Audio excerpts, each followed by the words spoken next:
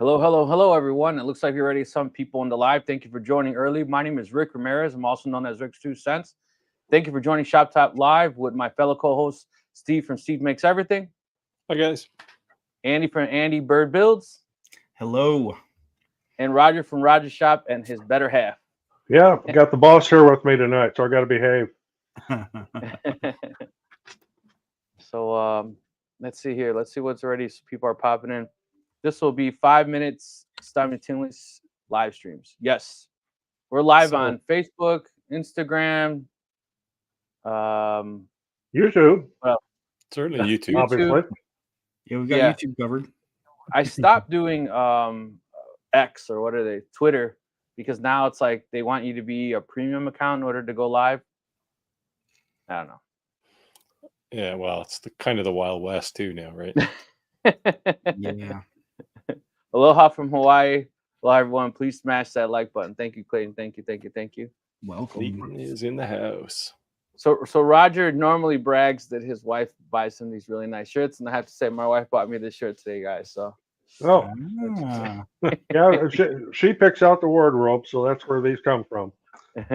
Well, you win the award for best dressed. So Certainly the most obviously dressed. yeah. Yeah, so due to Roger's constant rubbing in our face, I've booked my own trip to Mexico, and I can't wait to what do they say? Ass in the sand, feet. How's that go? I'm gonna mess that one up. How's that Toes country in- song go? Toes in the water, ass in the sand, cold beer in my hand. There you Roger's got it down. go. I practice that. Yeah, well, I'm looking at, in fact, a month from today, we will be in Mexico. Nice. Counting the days. Awesome. Absolutely. Unfortunately, she can't hear anything because I've got it all in my earbuds here, but she can see. Okay. Maybe she reads lips, so I don't know. Better be careful. And you'll really be in trouble, that's for sure. But I know So people what'd have you been guys do asking last about. week? We kind of leaked some information that there will be an upcoming live. It looks like it's going to be probably in November, December, but we will be releasing the actual dates. But meanwhile, as people did say on our last week's lives, remember, if you're not subscribed to all our channels, no live. So I know Andy's later joined to us, but you have to be subscribed to this channel as well. What was also funny is that someone last week also mentioned that I was the one who they weren't subscribed to, so that will go back and forth. So so make sure you show some love, and you don't want to be disqualified from winning a laser. So you're not scrambling the last minute when we start doing the live. Make sure you're already subscribers. This is for the one I set up or started to set up. Sounds like you're running with it now. Yeah, well, it's just that they started asking some crazy things. So I was like, hold on, pump brakes a little bit. Let's make sure. So we did say that, and I'm going to speak this for myself, not putting words in your mouth, but I don't accept sponsorships. Okay, so if you want to provide me with the product and you will accept me to give an honest review, then I'm good. But I won't say this is the reason when you watch my reviews, it doesn't have that thing saying this is a sponsor, because you're not paying me.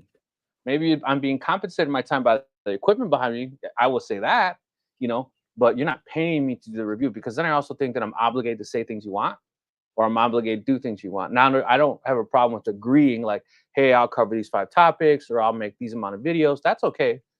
That's a give and take. But I won't accept a sponsorship. Yeah, it's No, why I don't either. I don't generally sign contracts either. Sometimes an NDA, like I have a couple of NDAs going, but that's different, right? That's what are they? for my NDAs. Yeah. Well, let me say, I can tell you one that I had signed in the past. Well, I said it. People ask about all the time. They ask about Eon lasers all the time. They're like, what about the mirror this? What about Eon? I had a deal with Eon that I walked away. And the reason I walked away is because I wasn't going to sign a 2-3 year commitment. Like, how am I supposed to make content for 3 years on the same company? I mean, I have to be an employee at that point. Like, Yeah. I don't do contracts. And I think companies are like daring you to walk away from it. It's like, sayonara, like, see ya. Right. Literally.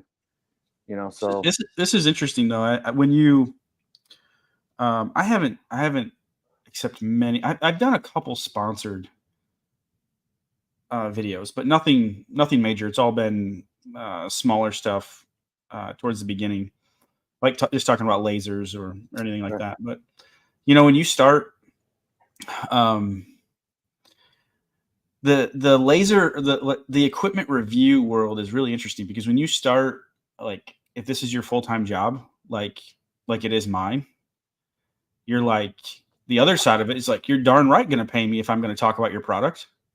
Yeah. You know, your time, you start valuing your time differently. Right. And it's like, I'm still going to give it an honest review, but yes, you are going to pay me, because I currently cannot pay my mortgage with a laser. Right. Right. That's why I said it'd be different if Yeah. I'm accepting an $8,000 laser on this side, you know, and I'm accepting that as a review because it's going to compensate my time.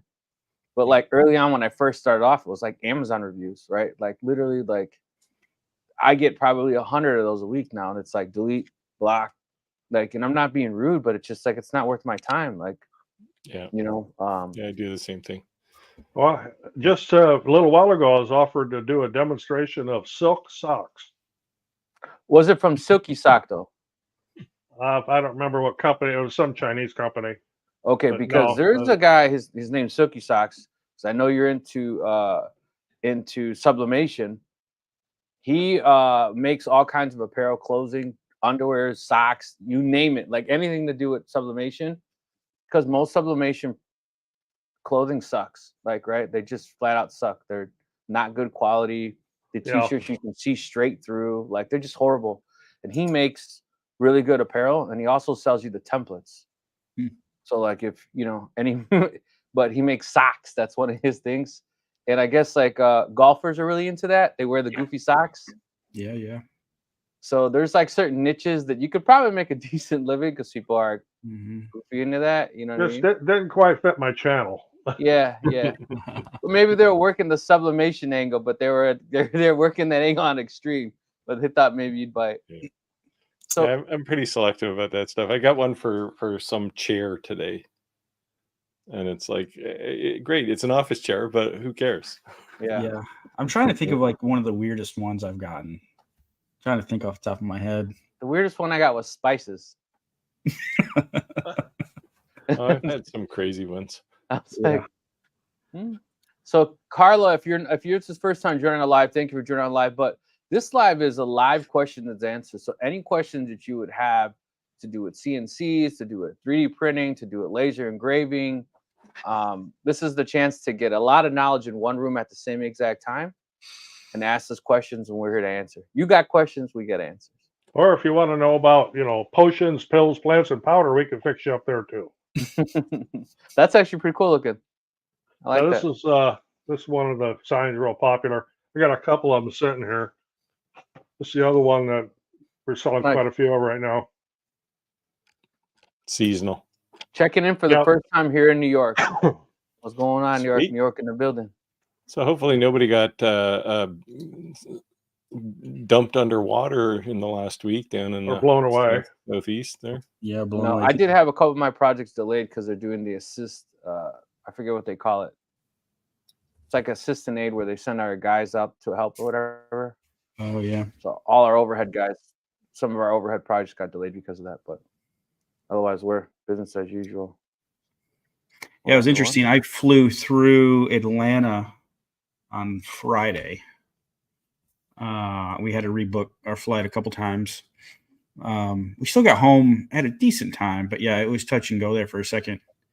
But nothing, obviously, that's nothing compared to what Eastern Tennessee and Western North Carolina dealing with. Yeah, it's kind of like a double whammy, right? It's like the whole weather situation, so shipping delays, period, and then the union strike with the ports. Yeah. But the only thing that I said is that I posted this on Facebook, and I ruffled some feathers with this, and I said, look, 80% of everything being imported into our country comes in through California.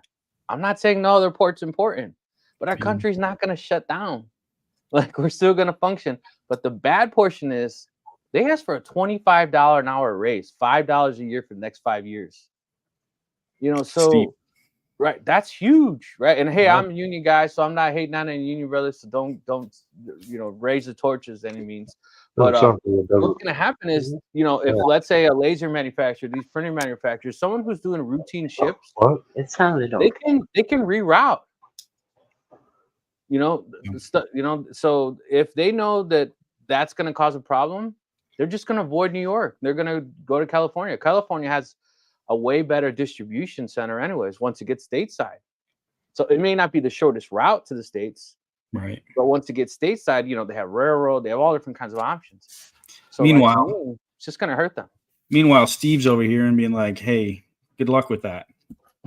No, actually, so this port strike is actually going to impact us too. Is it? Yeah, because especially for things like European cars and car parts, because they always stop on the eastern seaboard in the U.S. first, and then they come north.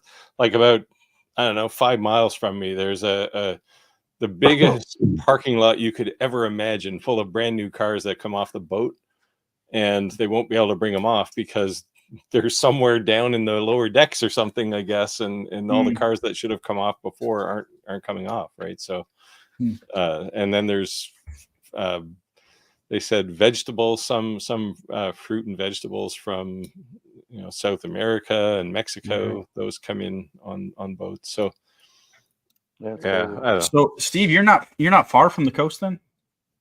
From the actual water, you mean? About 2 miles. 2 miles? Wow. Yeah. Jim said, hi, everyone. Steve, I use your position laser setup for my longer Ray 5. It's a game changer for me. Sweet. One issue that sometimes it works, sometimes it doesn't in Lightburn. Well, the Lightburn shouldn't have anything to do with it. The only thing you have to do in Lightburn is calibrate it, and you're really calibrating Lightburn, not the pointer. I guess be specific on what type of problems you may be experiencing. Yeah. So, Exotic Woods. That's a different channel. The Silver Fox has his OnlyFans. We try not to tend to talk to it, but they do overcross at times.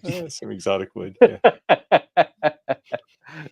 I don't honestly use any exotic woods. I use my to-go-to is cedar and pine. Just being honest. Yeah. I'm mostly walnut and cherry and maple. What do you want to know about exotic woods? Yeah, Right. let us know. And we're talking about woodworking. That's can not talk still, about Nick woodworking. still go down the wrong path with that one. I spent the Remember, whole week this is woodworking. Happy Hump Day. Some people don't come to ask questions; they just come to hang out. to drink a couple beers, hang out, shoot the shit, and that's cool. So you might go down a rabbit hole you weren't expecting. You never know. Hey guys, do you guys have any plans on reviewing what is this? The kitty. It's a 3D printer. Any thoughts on it? I have not seen it yet. It hasn't been offered to me. I do have a kitty printer back in the corner behind me over here. Yeah, I had one sitting on the floor here until I put it in storage a week or so ago. Well, I liked Patrick, it. I like maybe I'll send this portion to the video. one I have. Small. I'll send this portion to the video of the manufacturer and say they need to send 4. Sure. See what happens. Maybe you should send a message to Festool or somebody, because if Festool wants me to sign a deal, I'd sign a deal with them because I need some new tools. You know what? You see these, and it's like you see some of these shops. They do like it seems like you start off as kind of like a reviewer, and then they become an established channel, and then they're more about making things, right? And then once in a while they highlight a tool, and they accept a review because it's like a high-end tool. Like if Krager Tools came to you like, hey, you want to sponsor? You're not gonna say no, right? Festool came to you, you're not gonna say no. You know what I mean? It's just like, but when you have these wood shops that they're building something and it's clearly like $1 million shop, it's like, dude, nobody has those tools, man. Yeah. You know what I mean? Like, yeah, like, come on. Yeah, there's one guy I follow on Instagram. He's out in Western Canada, And this guy has like every power tool you could imagine. And Right. he's got his shop is probably, I don't know, 6,000 square feet. Like it's I mean, it's amazing to watch that kind of stuff. Yeah, Right? this Like, is his job, right? Yeah, So, yeah. I mean, he's got all kinds of crazy tools, like a shaper. Like, what normal workshop that is making less than $1 million a year has a shaper? Yep. I actually have a shaper, but it's out in the back shed. I probably haven't used it in 10 years. Yeah, well, that's the thing, right? It's. I mean, Rick could use one for his Trim. ex-president baseboard there, but Yeah. Right. Yeah. Well, What do my you guys router think table about does everything that shaper used to do, so I just don't use a shaper. It takes up a lot of room. yeah. Yeah. I wanted one, but yeah, it's expensive. And again, if I was a guy who did crown molding or custom trim, that's definitely a tool you don't. Yeah. But other than that, like, I just couldn't justify the cost, you know. What do you guys think about the Fox Alien? That's I don't know how to say that. Pro CNC. I've emailed them a couple times. Like, yo, I haven't got a response back yet, but Yeah, they actually approached me once, but I've heard good things about them. But it's another entry-level CNC. I'm sure they're fine. Yeah, my experience is limited. I know a couple people that, like, just from emails or comments, that have a Fox Alien. I don't know if it's this exact model, but yeah, it's entry level. It's this particular. I just looked it up just to remind myself. Like, as it comes stock, it has that, like, what is it? that's the 4x8, I think, right? Oh no! This No, is like 4x4, right? These are Yeah. small. I don't These even are think small. 4x4, I think, right? Isn't it 4x4? I think No. it's smaller than that. Smaller this than that? one in particular is, I'm looking at the specs right now, is basically a 24-inch by 24-inch. Oh, So 2x2. Yeah, And it's a it good looks like you tabletop can CNC. buy an extension kit. But yeah, I mean, it's just an entry level, belt driven. The stock spindle that comes with it is like Is it a DC motor or is it that standard like 15-watt spindle? Yeah, like the 1.5 kilowatt spindle. Yeah, 1500 watts. Sorry. Yep. That's what it is. Which is just, you're not going to do a whole lot with it, But Entry level stuff. Right. Yeah, just very entry level stuff. And the good thing about this, one thing I do like, is that it is upgradable. Like, you can upgrade to a trim router as your spindle. Yeah. That's become pretty typical in that kind of mid-market. To grow the high end entry level ones, or you can generally do that. Like the Genmitsus too come with a mount for a trim router. Nice. Chris said hi from MA what's that? Massachusetts. I'm not even American. Wonder if any of you done a video about the generation of the diode laser machines, meaning when there have been significant change to consider an upgrade. I think the biggest change has been the move from class 4 to class 1. It's only closed class 1 lasers. I mean, that is really the way to go now, unless you actually have a use for a class 4 that's open. Right. The other thing I think too is that the whole 5-10 watt thing is like done right now. They're the race to the top where it's like 40, 60, 70. Like diode lasers are trying to compete with CO2 lasers. Yeah, I don't think you're going to see a whole lot more of these 60 and 70 watt ones, because they're starting to get into the same prices low end CO2 lasers, right? So right, but why would you buy a diode laser if you can buy a CO2? Right. But what I'm saying is the entry level, like a Montport K40, even though it's a good laser, it's a smaller workspace. So the same price diode laser, a higher end laser, would have a way bigger workspace, especially with an extension rail kit. Yeah. But of course, now you're also getting to the material talk, right? You can't cut everything with a CO2. You can do it with a diode laser and vice versa, right? So well, depending on what you're cutting. You can certainly cut everything a diode laser can cut. You can't cut acrylic. A CO2 laser can. Right. No, I'm saying vice versa. Oh, you know? yes. Yes. The only thing you really can't do out of the box with a CO2 is engrave, say, stainless steel. But Right. you can surmark it and do it if you need to. Or just keep a that stuff. Just keep a cheapy diode laser just for doing that. Yep. I've never done that before. With the marking spray, is it messy? Like what? No. No. It's expensive though. Like Okay. how much was that can you just showed there? That's a big can. Yeah, I bought 2 of them. They last pretty long. Let me look it up on Amazon real quick. It wasn't that expensive.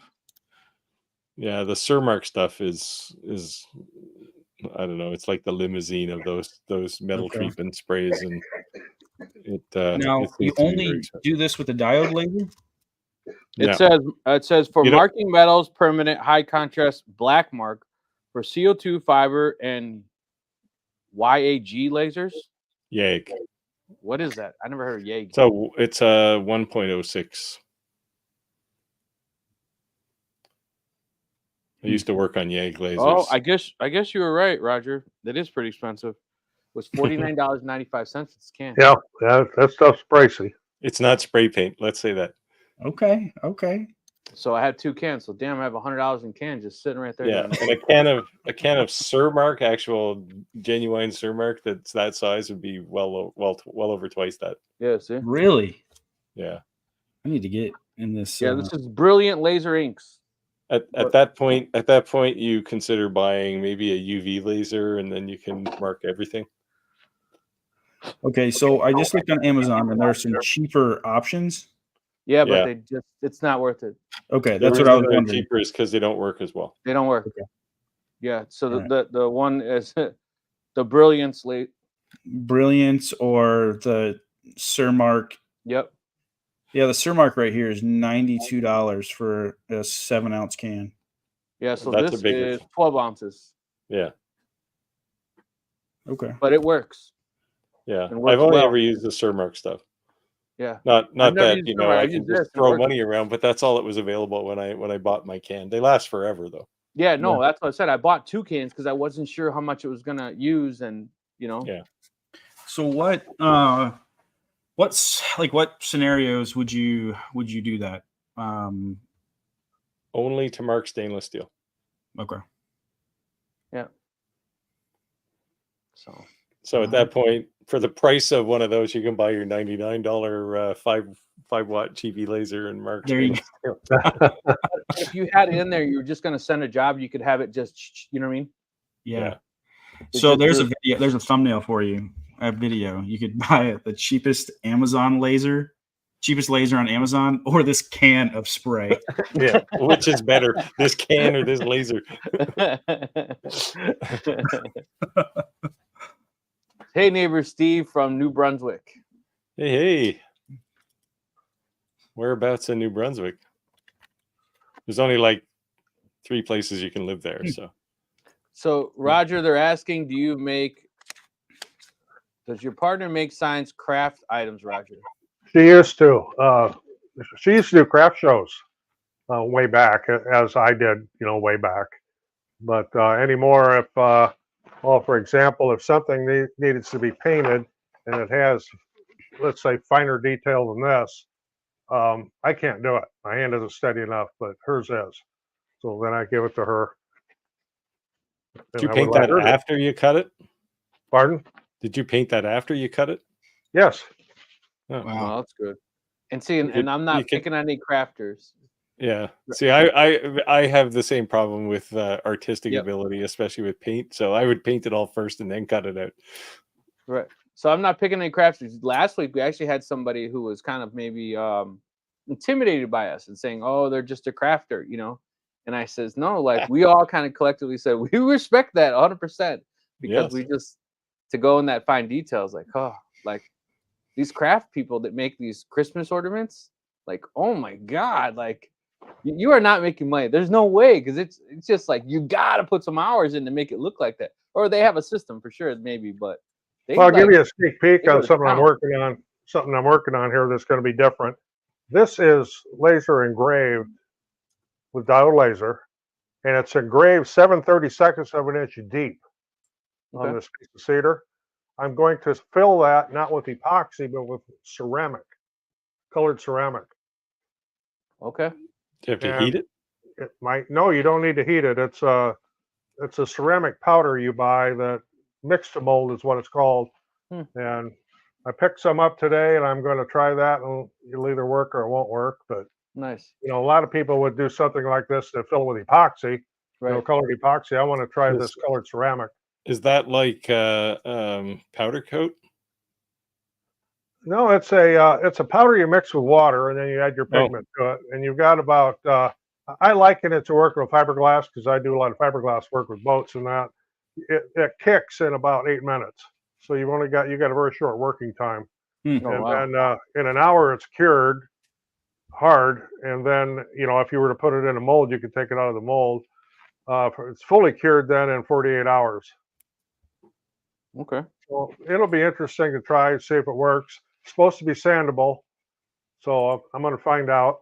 Nobody's that I have seen has ever tried to do that. A lot of people make little pots and little figurines and stuff out of it, but I looked at that when I was in Hobby Lobby today, and I thought, I wonder how that'd work on wood. So I'm going to find out. So I make a lot of those memorial, like especially for Day of the Dead's coming up. You know, they put all these flowers, real decorative flower boxes in front of the headstones, and I've been wanting to. The other reason I want to do the coasters, but wasn't necessarily for the drinks, is I wanted to do people's faces on the coasters, and then do an inlay and set that slate coaster into the wood, and seal that. So that's my next upgrade on that build. But those builds are pretty profitable for me, and those customers always bring me customers. So I need a CNC now. I have one. I just need to put it together. No, What say do you have? know this here that I did, like I said, went 7/32 deep on a laser. I could have done that on a CNC too, but the laser was actually faster. Yeah.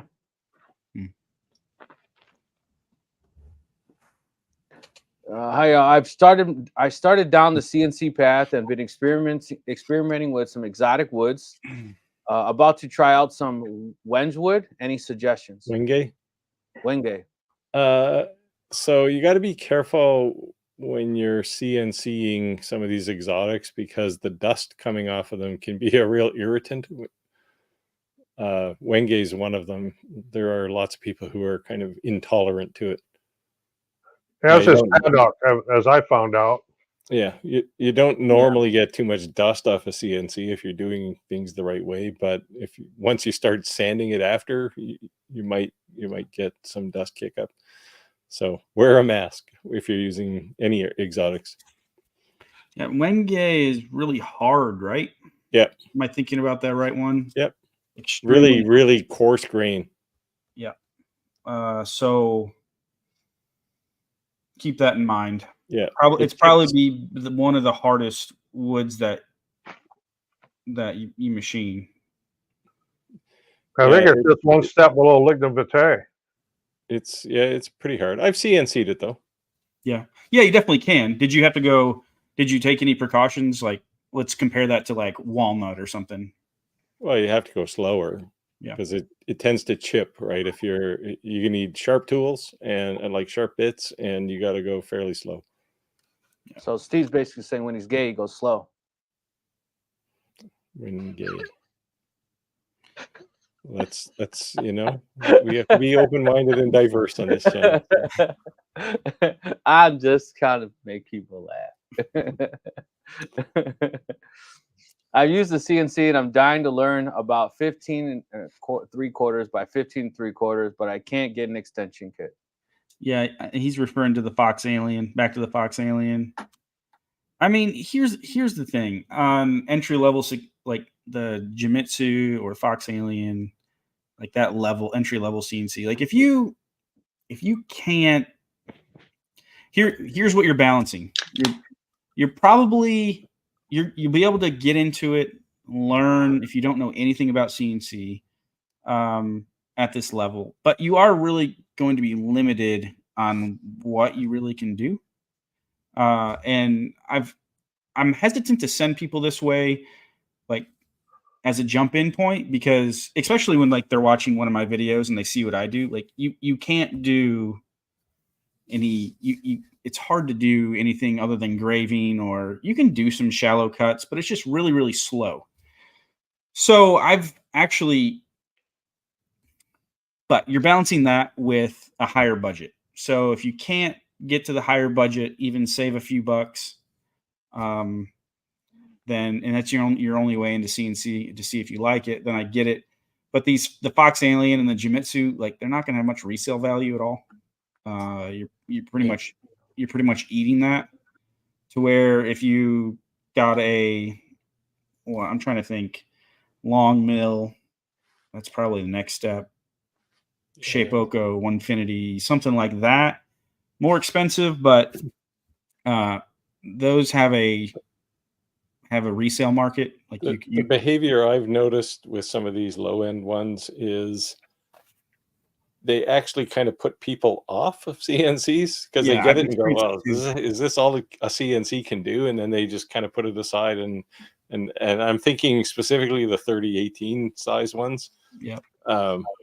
Like I know a couple of people who've gotten them and said like CNCs are stupid. Well, yeah. No, that one is just not the one, right? Yeah, they extrapolate that experience to all CNCs. Yes. And that's not the case. So I know, like, but and see what I'm trying to say is like that it's like a balance, right? Like if you don't know if you're gonna like it, is that a good experience? I don't know. I think a better experience is to find a makerspace, or to find a buddy or find somebody that has a local one where you can check it out and then be like, okay, yeah, I want to save my money for this because this is cool.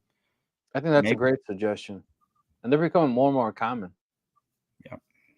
Yeah. So especially when you'll find people in a makerspace who can use the tool as well, right? In their experience, so they can amp you up pretty quick. Yeah, one thing that's often overlooked is this. I talk about this, but is the software aspect of those lower end machines. You know, what are you going to run with the Fox Alien? It's based on GRBL, but are you going to buy Vectric?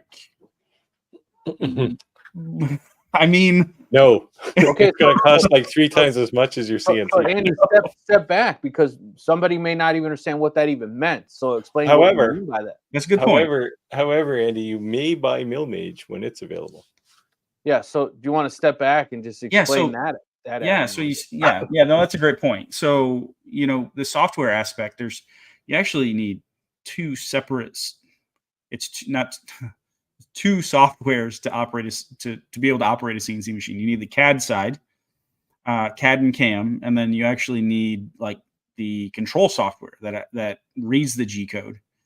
And so a lot of so Shapeoko, the one I'm most familiar with, they have Carbide Create, which is you set up your vectors, set up your tool paths, and then you post process to your machine control, which is Carbide Motion, and that's how that system works.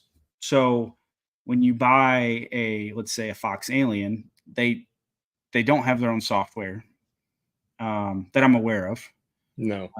So you have to figure out the software aspect, the CAD side of things, and the CAM side of things. Someone was asking me, it was somewhere, if Jimitsu had a post process, if Vectric had a Jimitsu post processor, and I'm pretty sure they do. I've used VCarve with a Jimitsu, and I picked just some generic Gerbil post processor, and it worked fine. Yeah. But I mean, you can create your own post processor. It requires a little bit of, almost software development experience, but you can do it. but may have by unfair default, advantage in that, by default, I couldn't. Genmitsu It's a comes software with developer, that's why I Candle said he may have and unfair advantage. what's the other one? The G code sender one. Yeah, G Sender, which Well, is G sender's the one from Long Mill. CNC Lab, right? Yeah. That one's actually really good. And I mean, if anybody's not buying some kind of toolpath executor, we'll say, like the output side of Vectric, I would say get that one. It's free. It's open source. It works really, really well. Better than certainly all the other ones that I've seen that are the free open source ones. Is there a free CAD CAM software out there? Well, there's what's the? I mean, I would use Fusion and generate essentially an STL file, right? Yeah, but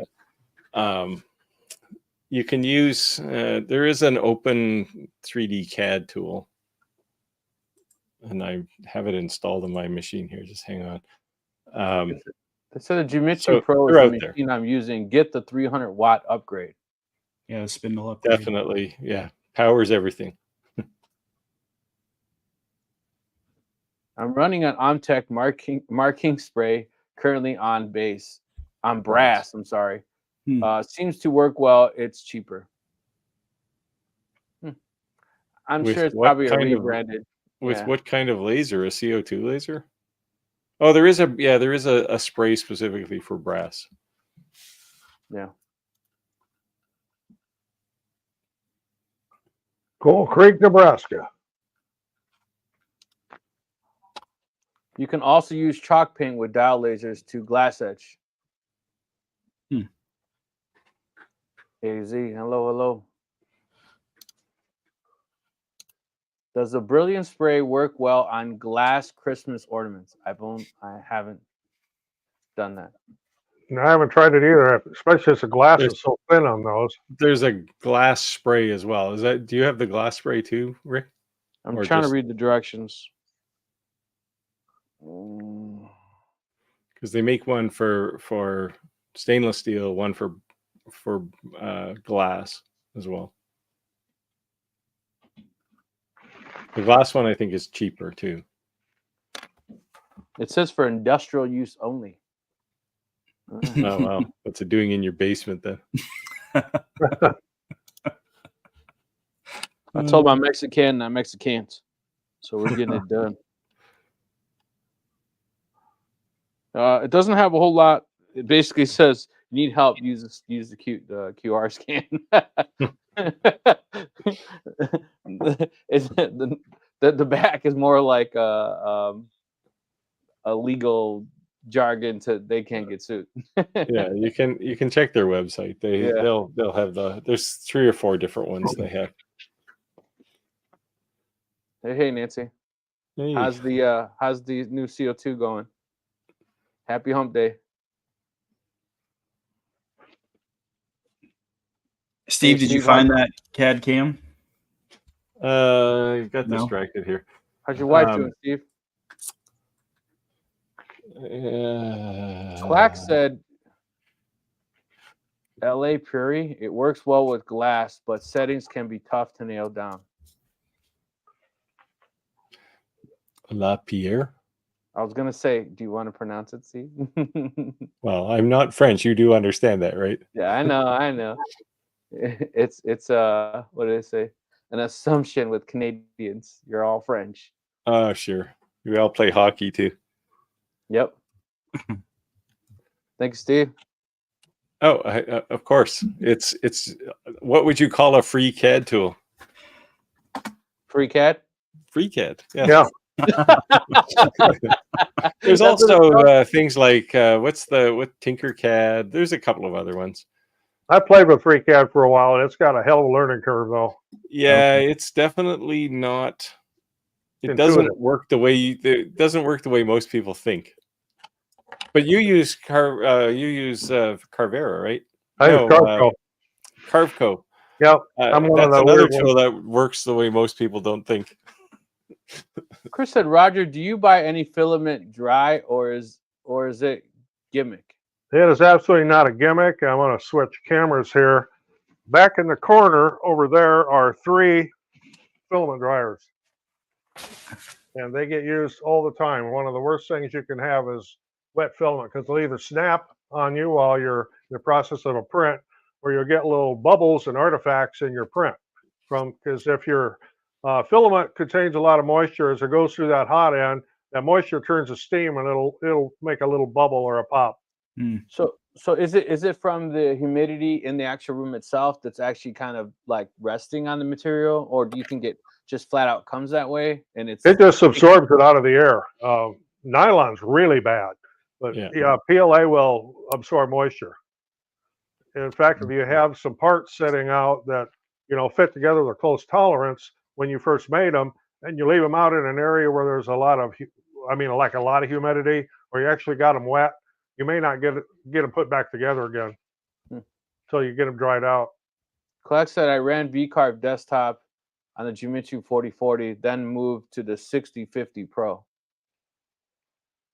Yeah, the V-Carve desktop has a size limit, right? So I don't know. I guess, Clark, you can't run it on the 6050, right? So you have to upgrade. LP4 is what I'm using.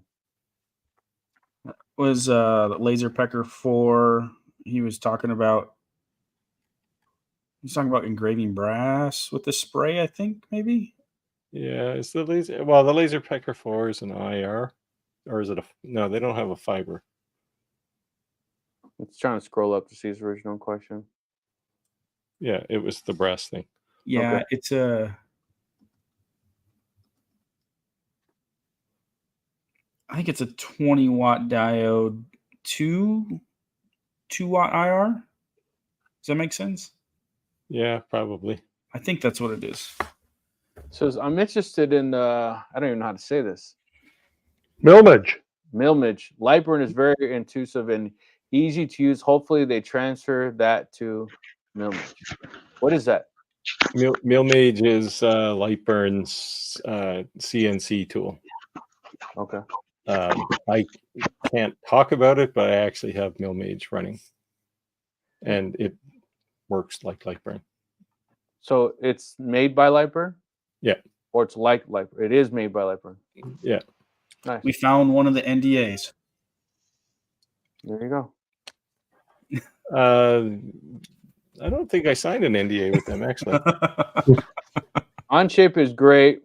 Free 3D CAD program. It's paramic and works great sending STLs, 3MFs, DXFs, and step files for my Bamboo 3D printer. I played with Onshape. I like it. It's different than Fusion, so I didn't put a whole lot of time into it. But one of the things it does really nicely is if you want to do a slice of something, like you take a 3D shape and you want to slice it in half, it's really easy with Onshape. Or fuse 2 halves together.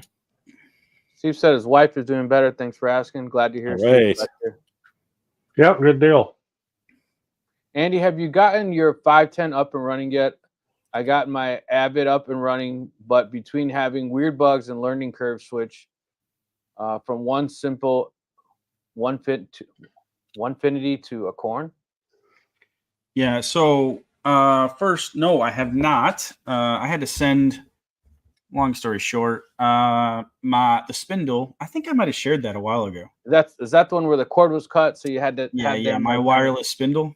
Yeah, kinetic energy. Yeah. So I had to send it out, and they repaired it, and I got a shipping notification. So my spindle should be here. I think they said Monday, so that's exciting. Nice. And then I'm also getting the new upgrade. So.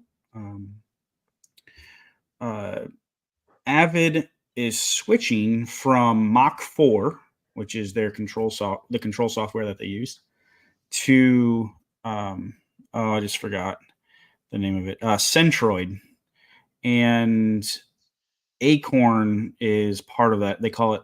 There's a part of it called Acorn as well, but it's a Centroid system. And so since I have it all torn apart, I was like, well, I might as well upgrade it now. And so it's a board upgrade.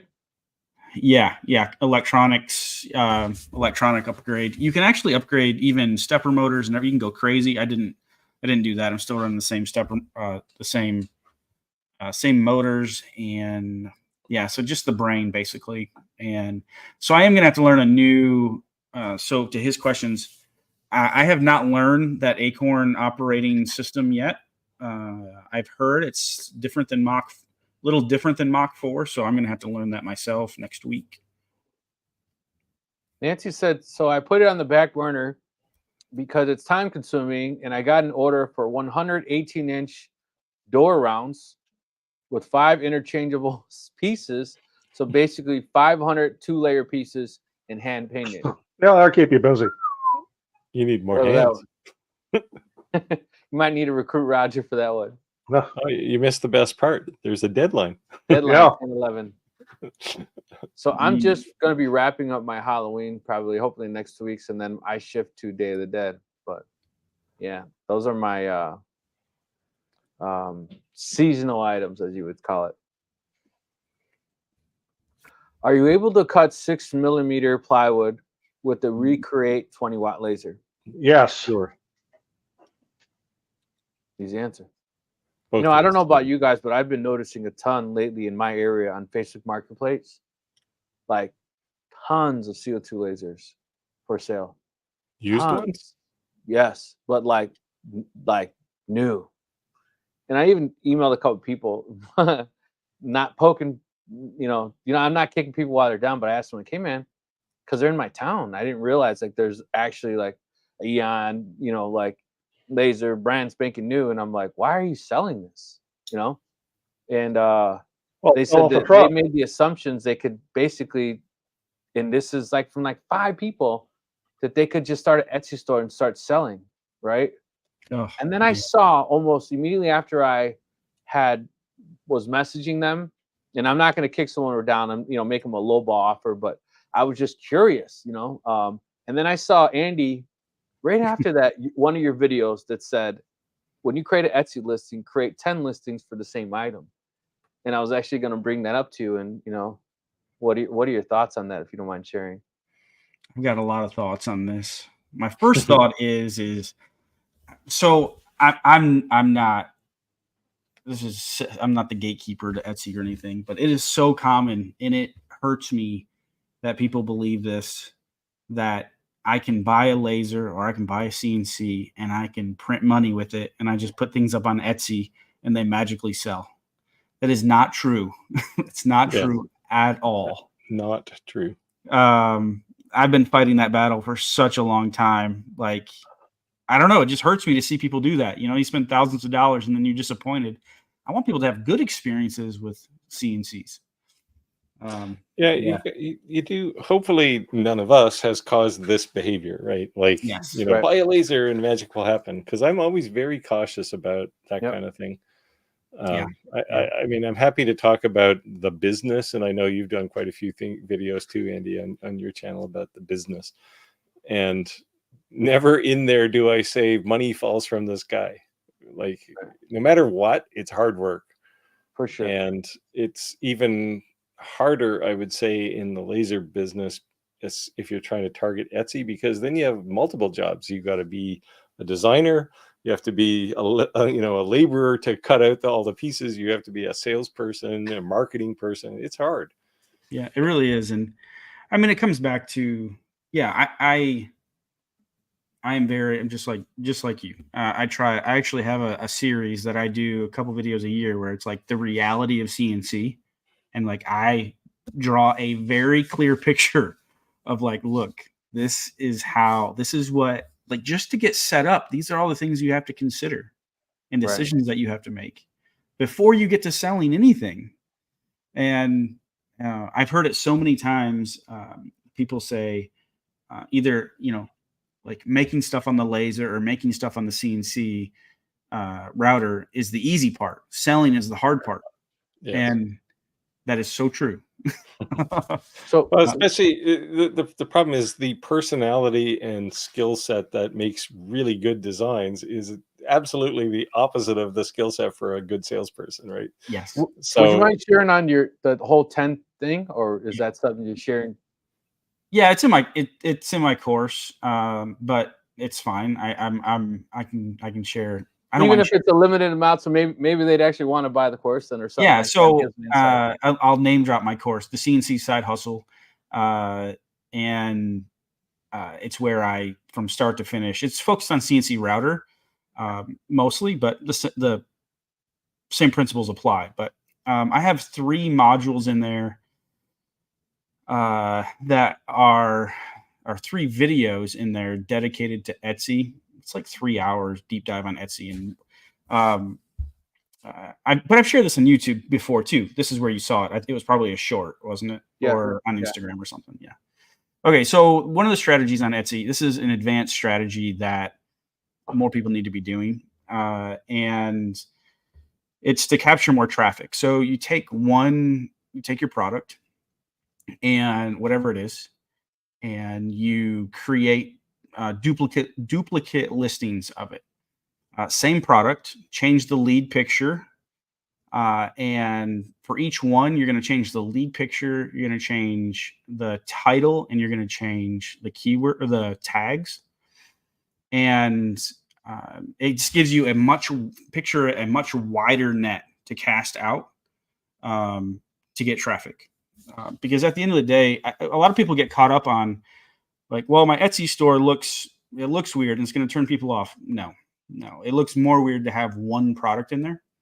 And if you go to you can test it out for yourself. You can go to any Etsy store that has over 1,000 sales, and they're using this strategy. They might have 5 products or 10 products that they actually sell, but there be 100 or 200 listings in that store. So I'm not knocking anyone on Etsy because obviously, clearly, people make a ton of money on Etsy. But I personally just never had a ton of success with Etsy. Mm-hmm.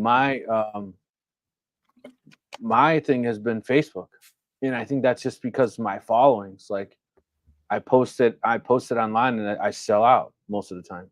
So that's been mine. And it maybe just that's just been my success. With Facebook.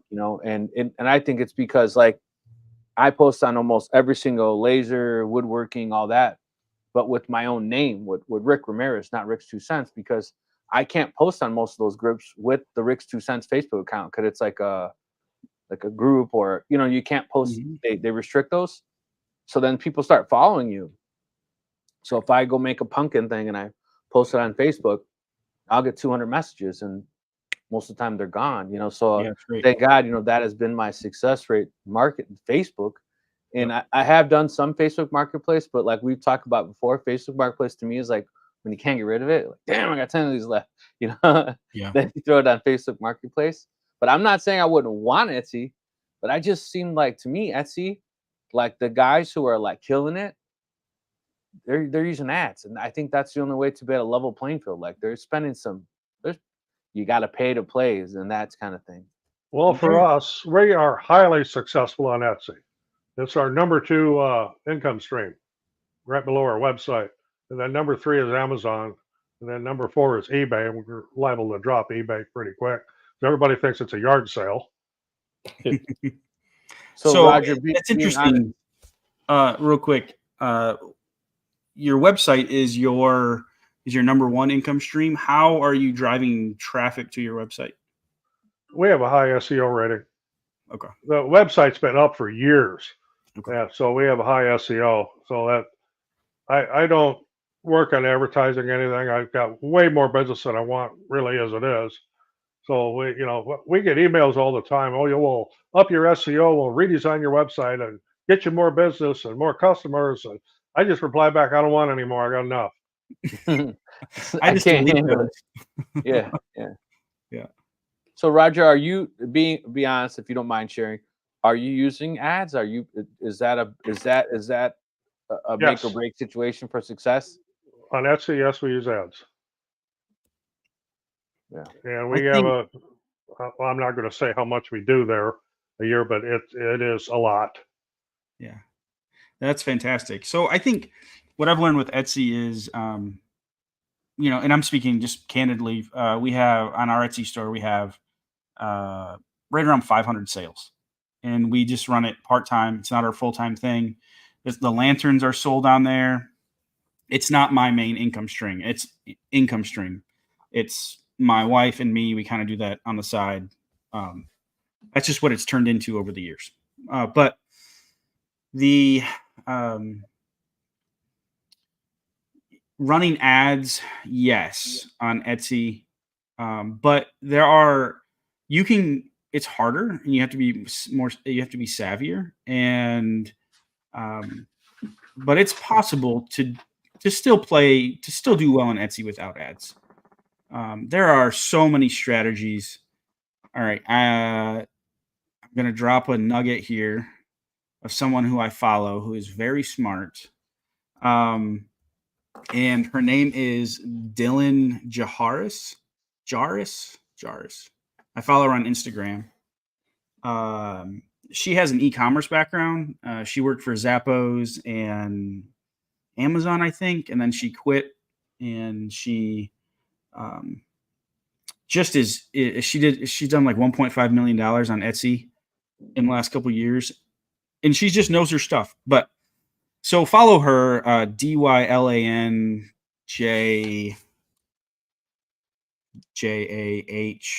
something like that. Jahar.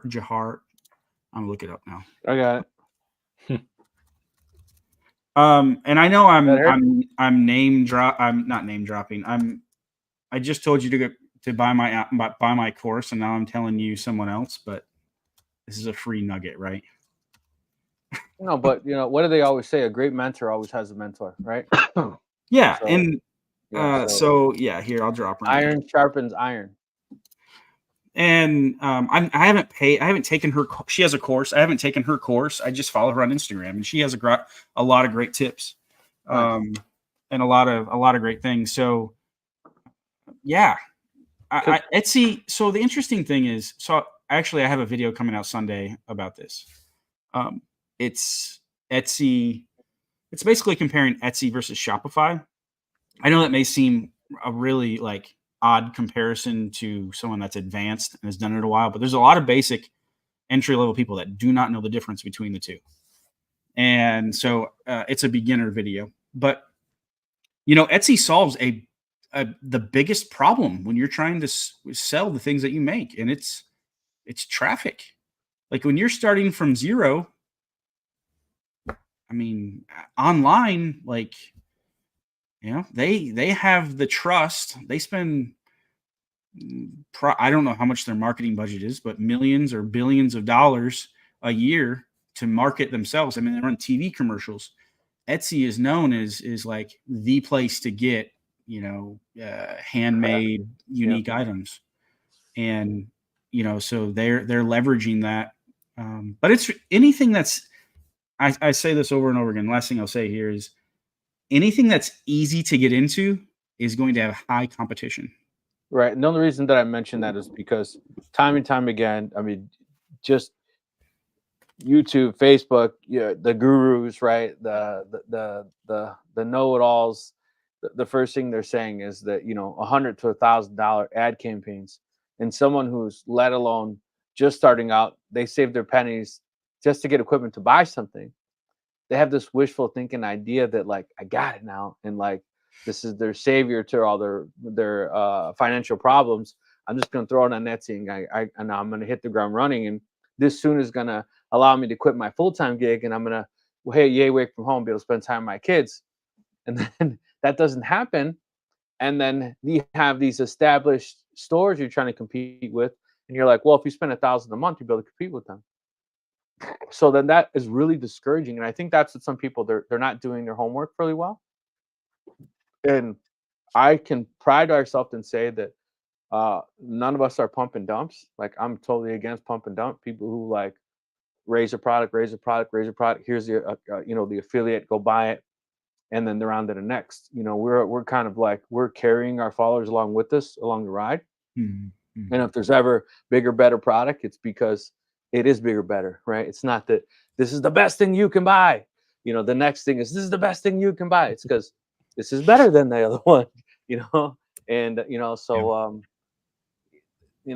I would say that collectively, who's on this live, that I've invited to this live, and this live has grown, established itself, because I respect each and one of your guys' opinions, and I wouldn't stand on a platform if I didn't have somewhat of the same level of mentality, or thinking of you guys, because each one of us, our opinion or anything we say out of our mouth, even I'm being a wise ass sometimes, reflects us all, So yeah, I think we're really true and honest to the people that follow us and watch us. We're not misleading anyone any way at all. Yeah, so my dream, try, right? yeah, right. My dream is to figure out a way. This is a dream. I don't know if it's achievable, but it's on my radar. Is to figure out a way to solve this exact problem, Rick. Like, where someone can buy a machine, learn how to operate it, make, they're adequate at making things, and where the selling process is easier. Now, I've got different ideas, for that. Like, do I go out and get the work and then just have like fulfillment, and have people with machines just fulfill these orders, right? Or, I don't know. It's interesting, but if that's what I literally, that's what AndyBirdBuilds has become, and like figuring out ways to make this process easier, that people have success to sell the things that they make now, and that looks a million different ways. I know thousands of people that are doing it, and most of them, every one of them, is doing it a different way than the other one, right? Yeah. So there's no one size fits all. I would say the people that at least I personally see that are highly successful, is because they have an item that sets them apart from someone else, right? Like, I would say this stupid mountain thing that I see everyone on YouTube saying, you should sell these mountains, right? And you're going to make thousands of dollars. And I can't believe it. On Facebook, people are like, I made 50 of these mountains. They're not selling. And it's like, why does everyone keep making these YouTube videos to say these mountains? Yeah. They're going on Etsy and they're showing you things that are selling, right? But like, if you were the first, okay, you're a trendsetter, I get it, right? But like, now there's 50 people selling these little wood things. It's like $3 wood for $75. Good luck, right? Yeah. But go ahead. Even if you are a trendsetter, though, you have to keep going, right? Right. Like, that's my point. Like you said, everyone has a mentor, right? And right. One of the guys I talk to on a regular basis, that's his mentality, right? He made a fairly good living turning shaving brushes and peripherals around that. But he said the second you make something and it starts to succeed, you got to start making something else, because I mean, you see Etsy, and I don't know, like, I'm sure you're the same way I am, Andy. You can look at something that's been CNC'd on Etsy and you can go, oh, yeah, I can make that in 10 minutes. Yep. Right. Yep. I mean, if you have any design skill at all, there's no sanctuary on Etsy, right? Because somebody will eat you alive.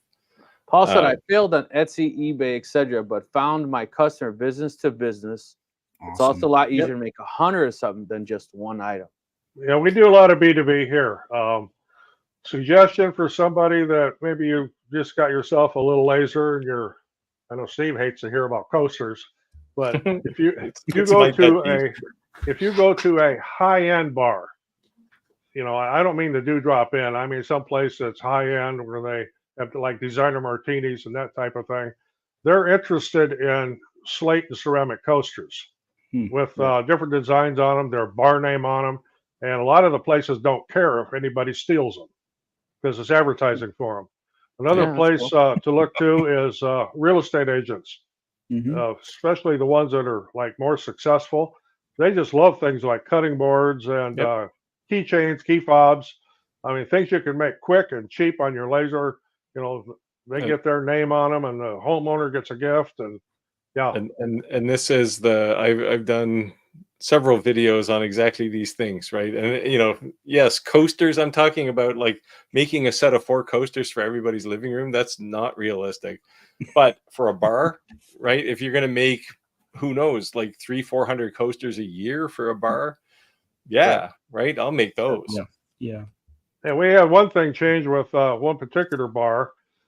They didn't want it to be a ceramic tile coaster. They wanted it to actually be the ceramic wall tiles to use in the bathrooms. And I did hundreds of those. The fact that I got tired of it, I was doing so many of them. Yeah. All right, Steve, you want to pronounce this name? Which name? Jeffrey LaPierre. I wanted him to say No, it. because if it was Pierre, it would have 2 R's. I'm not French or Canadian. Well, I am only one of those. So, all right, Jeffrey said I got banned from Etsy. Said I broke a policy rule in the security selection, so they couldn't tell me what the rule was. It was secure. Never could get my head wrapped around that one. You might want to talk to Roger because Roger gets all kinds of violations. Mostly people coming after me for copyrights. Yeah. Even had one person come after me. I think I shared it here a while back. Yeah. Copyright on a photograph. Said that was their photograph, and I copied it, and they're going to sue me. It was my house. I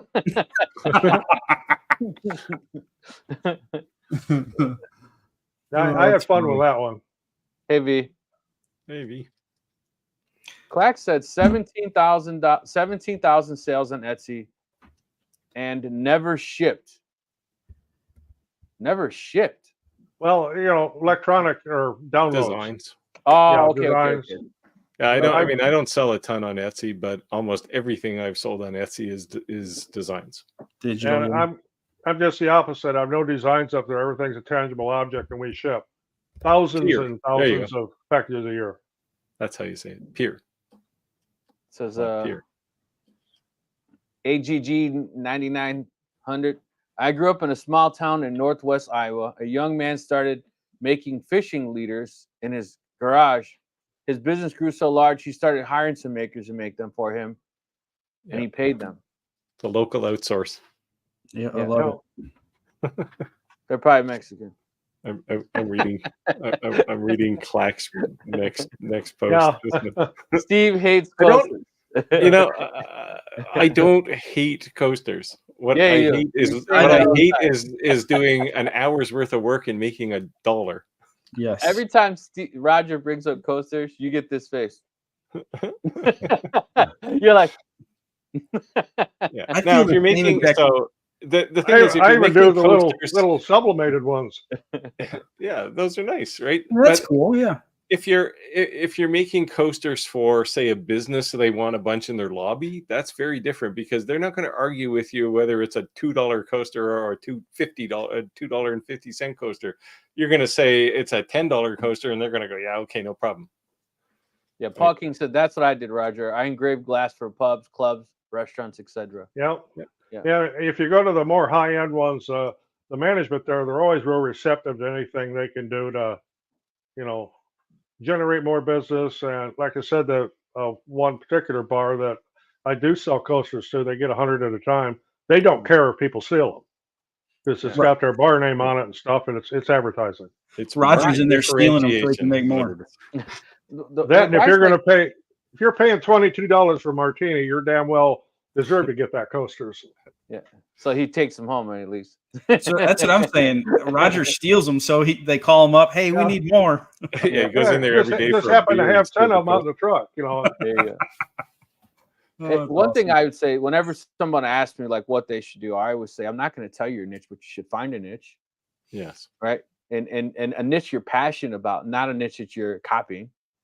Because then, like Steve said, if you're always looking for the next thing, you're not passionate about it, you lose the passion. You lose the passion, you're just going to fall off. And if you're just copying someone, you're not the latest and greatest, right? You got the leftovers of his sales, right? He already sold everyone in the town, and now you're trying to sell the same thing.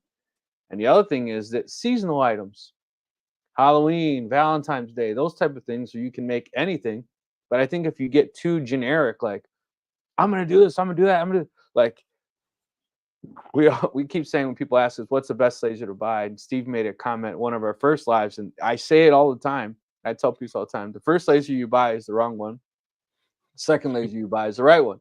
And it's because, and I said, I think that's because when you start watching all these YouTubes, like what you can create with a laser, what you can create with a CNC is like endless. And you're just minds all over the place. And you finally have to get focused, right? And even though there's going to be some things you think like, I can do this, maybe you can, but maybe also your skill set's not there yet. And you will slowly get there, and then you'll come back to it, and it'll be a different, different avenue. But yeah, and the thing that does sadden me getting back to coasters is that's the first approach people take, right? Is, oh, coasters are easy, so I'll make those and I'll pay for my laser. Well, and Clack can mock me all he wants, but go to Etsy and search for coasters, and you'll find at least 40 or 50 pages of coasters. Yes. Right. And you're competing. You might be able to do a better price, maybe a penny or two, but you're competing with all of those people. So there's two problems. First of all, there's a whole bunch of them. But the second thing is the person who wants a set of coasters has to find you in that mess. Mm-hmm. And that's tough. Right. And so, even if you can make money on a coaster, you're lost in the noise. Right. And I like making things for business, especially build up some business relationships. Like these Lamacoid signs that I make, that's a big chunk of my business, right? Is just making signs for electricians who say, don't push this button, or, the solar shutoff is over here. And it's just good business, and they never argue about the price. So you don't have to try and nickel and dime to get the sale. Yeah. I want to say that from the rooftops, like Etsy is not the place to compete on price, because it's a race to the bottom. Like that's not you can't make money that way. It's not. I'm not in business to have razor thin margins. You know what I mean? Right. And competing with other people. So competing on price on Etsy is not. Yeah, I did one video on Etsy. I don't know, it's probably a year and a half, might even be 2 years ago. And one of the examples I used from Etsy was somebody who was selling I think it was like, a handmade solid oak cutting board, but it was like $20, shipping included. And it's like, okay, this guy is not making any money. Right. But I think, Andy, you kind of hit the nail on the head when we first start talking about doing reviews. Are you going to pay me? Right. And it's like that logic of thinking is that, like, when you first start and you're first starting out, like, it's not a full-time gig. It's a part-time gig. You're making a couple bucks, and any little pennies that you make, it's like you're happy with that. But if at any point in time you want to make that transition, your mentality has to change, right? Because your overhead changes. Yeah, no, you're exactly right. And one thing I was going to say, and I don't want to put us on a pedestal. I don't say this to say that, but one thing I come across a lot is like when you are, when it comes to like business sense, right? And I'm not talking about like crazy business sense, but just, I think people that have it take it for granted, like just seeing opportunities, whether it's, call it the entrepreneurial, I don't know, but I it's like we do this and we do this and create relationships with, Steve, you said, create good relationships with businesses. Well, I think the average person's like, well, how do I do that? You know what I mean? Like, right. Where we're like, you just walk in and, you strike up a conversation and offer value, lead with value, and say, hey, this is what I can do. And and it's hard for it's a personality thing too, right? It is. Yeah. But for one of the things I've noticed is, you talk to a lot of people who are in the fringes of the business we're in, right? So they want to get into making things and selling them. Most of those people, a high percentage of them, are introverts, right? They'd rather sit in their workshop and pump out 100,000 coasters a year, but they can't sell them because they're afraid to talk to people. Yeah. Well, news for everybody, I'm actually an introvert. It may not seem like it most of the time, but it's something that I spent years kind of conquering, where you could walk in. I still don't like to talk to a lot of people, but I'm still a little uncomfortable walking into some place and saying, "Hey, see this thing I have? You need this, right? And here's what it's going to do for your business." But you just have to work on it, and you're going to get rejected 1,000 times before you get one deal. Right. And the solar thing, the reason I got into these solar Lamicoid signs was because I had solar installed on my house. And I looked at the signs and I went, these things are laser engraved. And the guy said, yeah. And I said, well, here, come and look at my shop, right? And there's lasers everywhere. And I said, I can make these for you. What are you paying for them? And he said, he's paying like $4 a piece for these things. I said, I can make these for you for $1.50 and I can make lots of money. And he said, okay, let's do it. Boom. Right. Nice. It was just an opportunity. Good luck is often one of the success factors, right? Just right place, right time. Steve, to the point, what I think you and Andy are both saying is that to succeed, sometimes you have to fall forward, right? And that is that by walking into your first bar and failing miserably, and it's like job interviews. Yeah. How many job interviews have you done in your life? You get at a job, you're there for a long time, you're 40, 50 years old, and you've probably done 4 job interviews other than when you were a teenager, like real jobs. So you're out of practice. So I wouldn't necessarily probably go after, like, I want to nail this sale. Go to that like slum bar first. No, break the ice with that person. Go to a smaller business. That maybe when you fail horribly, they see you and them, because they're a smaller business. They're like, I remember that guy. When you go to that high-end martini bar, you better be polished when you walk in there. Your first big corporate customer can't be IBM, right, or Google or something. It's got to be like Joe's Corner Store, right? I have a Discord community, and it's free to join. But there's almost 800 people in there now, and we're all doing the same thing, trying to make money with CNC. And I'll have a video coming out in a month or so. But last Thursday, I flew to Massachusetts and to visit one of my top community members. They've been in there for 3 years. They're moderators, husband and wife team, bees boards, and I did a story on them. I captured their story of success with, I don't know if anybody's ever heard, if you're in the Northeast, ever heard of the Big E, but it's a picture like a state fair, but for all of New England. And it's in Springfield, Massachusetts. But anyways, they're set up at this event. It's a 17-day long event. They only did 7 days of it. But it's a 17-day long event. The daily attendance record is 180,000 people, and it's like 1.8 million people attend this event, and they're set up at it to sell.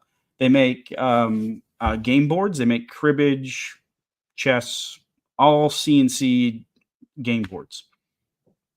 So the reason I share this is they started with 0 experience 3 years ago. Yep, there you go. West Springfield just ended on Sunday. I was there Thursday and Friday. Yeah. And they started with no experience and bought a CNC, and just their attitude is what got them to that place. Like, you have to apply to be in this event. It's not just like an open door. And then you have to be interviewed, and it's this whole big process. And long story short, their attitude is what got them there. And they're saying that they tell each other all the time is, how hard can it be? How hard can it be? Like, an opportunity comes up and they're like, well, we'll figure it. Like, how hard can it be? And it's just one thing after another. And it all started back at the beginning. I guess they have, what is it called? Like what's those really high-end cutting boards? Like a booze board? Booze boards are Booze boards. typically high. Yeah. They've had this cutting board sitting on their countertop, and it was falling apart. And they were like, one thing led to another, and they're like, I don't want to pay for another one. Let's build one. This was 3 years ago. And they're like, how hard could it be? So they built themselves a cutting board, and then the rest is history. They just did over $15,000 in sales in 7 days. And so I think having that attitude of like, how hard can it be? Yeah, I'm going to fail. I'm not going to, but I'm going to figure it out. Right. And so, and I think that gets back to your comment about that entrepreneurial spirit, right? Like, I mean, you probably approach things that way. I know I do. It's like, sure, I've never built one of these before, but hey, how hard can it be? Yeah. And you just go and make something. And like, I've spent the last week making cabinetry in my workshop. I've never built cabinetry in my life. And all of a sudden it's like, hey, I've got drawers that actually open and they're soft close and they look really nice. And it's like, now I feel like making some of that kind of furniture. And it's well, maybe, but but you need two things, right? You need that positive attitude, like you can't possibly fail, and you need to be willing to work, right? Like hanging a sign, buying a laser and hanging a sign up outside your door doesn't mean you're getting business. But I would also say it's okay to fail. It's okay to fail. Well, so fail is the wrong word though, right? You find a million ways to learn something as opposed to one way to fail, right? I'm going to try to sell this water bottle, and I end up selling beer. You know what I mean? So what I'm saying is, like, you bought a CNC, you're trying to create something. And if you create something because you're envisioned that this is going to be, because I saw Andy making a bourbon smoker, I'm going to make bourbon smokers. But guess what? That sale sells because the demographic area, that's not going to sell in my area. Like if you live in a whiskey area, you know, a bourbon area, you know, that's kind of stitched into the environment. You know, so like just because and I tell my wife all the time, she's like, that's stupid. I'm like, I don't care what you think.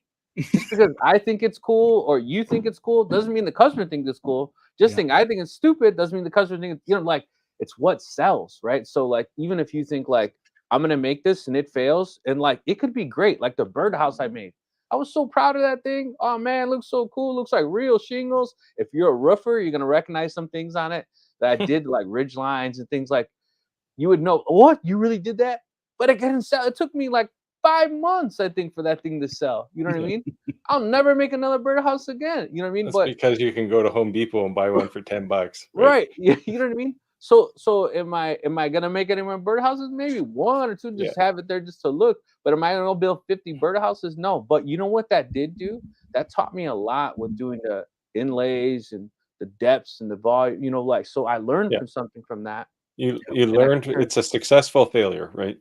Right. So I learned from the process of creating that, but it's okay to fail. Like if I think I'm going to be like, all of a sudden I'm going to make 10 more and all of a sudden they're going to sell, like, no, they didn't sell. Like live, learn, move on. Well, so you hit on a couple things there. Certainly hot products are regional. Right. So your work is to find out what works in your region. But you know, getting back to, you know, Andy's bourbon smoker, you know, there's, you know, having run a couple of my own software companies, built and sold things, you learn terms like barrier to entry, right? That bourbon smoker is probably much harder to make, certainly, than engraving a coaster. That's why there's not 43 pages of bourbon smokers on Etsy, right? I don't know how many there are, but it's probably not 43. So you find something that is achievable by you, but potentially difficult for somebody else. Yes. And you know, find, you know, and I when one of my sons was graduating, I said, he works in the music industry, and I said, your whole goal is to learn how to do something, one thing that no one else can do, and that will be your ticket, right? And that's kind of the approach I take too, right? It's like there's lots of things. I mean, I talk about a lot of things on my channel. I know Andy does too. You guys all do. But I don't, you know, I can teach people a lot of things, but I'm not going to teach them everything, right? Because there are things that are bread and butter, and those are the barrier to entry things, and they're hard, right? But they're easy for me, or I'm set up to do them. Maybe I've spent 6 months building jigs or whatever, and most people will give up before they get to that point. Oh yeah. And those are the things you can make tons of money on. Then there's some things that are popular in just a certain demographic or geographic area. I mean, you know, you're talking about bourbon smokers. You know, you got to be in an area where there's bourbon bars or whiskey bars. Well, around here, a big thing is in this particular area are porch signs, which are. I got a small one here. This Halloween theme, of course, but these porch signs, people hang them on their porch. And this is a short one here. This one's only like 2.5 feet tall. But, you know, it's not something when you get into the 4 footers, it's not something you can ship easily because it becomes an oversized package and it costs too much.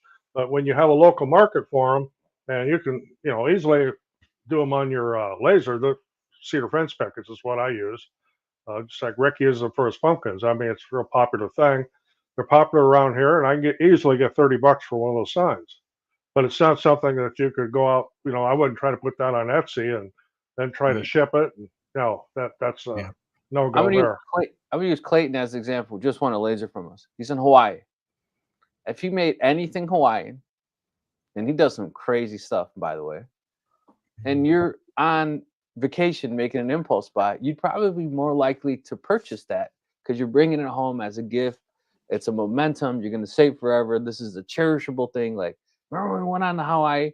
Because that's probably not a trip that you'd make all the time, right? Maybe a bucket list item, if that, right? But if one of us tried to sell a Hawaiian-based thing, probably never sell. Starting a new trend, East Coast Hawaiian. you know what I mean? It's in Chicago. I'm at the you know, at the farmer's stand selling Hawaiian items, you know, and he can make a killing doing that. So that's, you know, if you are there's so many scenarios, there's a million different scenarios, right? And that's why I'll never blanket say like you need to make this, right? Because it doesn't it's not true for everyone, right? But if you are in a touristy area, you have a huge advantage. Yes. Go knock on all of the souvenir shops, and because I know from experience that these people are constantly looking for things to buy. Like the shop owners are looking for unique things to sell because they're all impulse buys. Go knock on their doors and say, what can I make you? Or come up with some ideas, walk in there and say, hey, do you think this will sell in your shop? Because when people are on vacation, they're throwing that money. They're not going to be back most likely. And so they're going to take it home with them. It's like where I live, it is very touristy. You know, highest tides in the world, for example, and we've got I think we have a wine industry here. But so there are tons of souvenir shops here, and those are places. If I wanted to make volume, I would go talk to more of them. But it is an opportunity for sure. Yeah. So if anyone's looking for a fridge that heats and cools, that's what he was commenting about. I just banned him from our live. See you, Evgeny Dakchenko. Yeah. Who was that? The lawyer? Yeah. I'm a lawyer looking for a refrigerator that heats and cools food. Wrong channel, buddy. Sure you are. But yeah, funny story about the lawyer. Remember that story, Steve?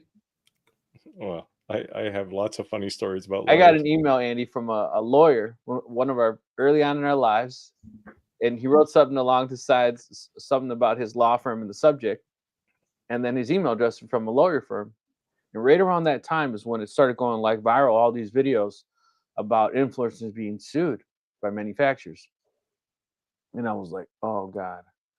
No, it's a lawyer. He's a legit lawyer, but he's getting into lasers and he had questions and he caught one of our lives. I was like, but I like, you know, you get that not something. Oh, like, yeah. Yeah. I'm getting like, I don't want to open this.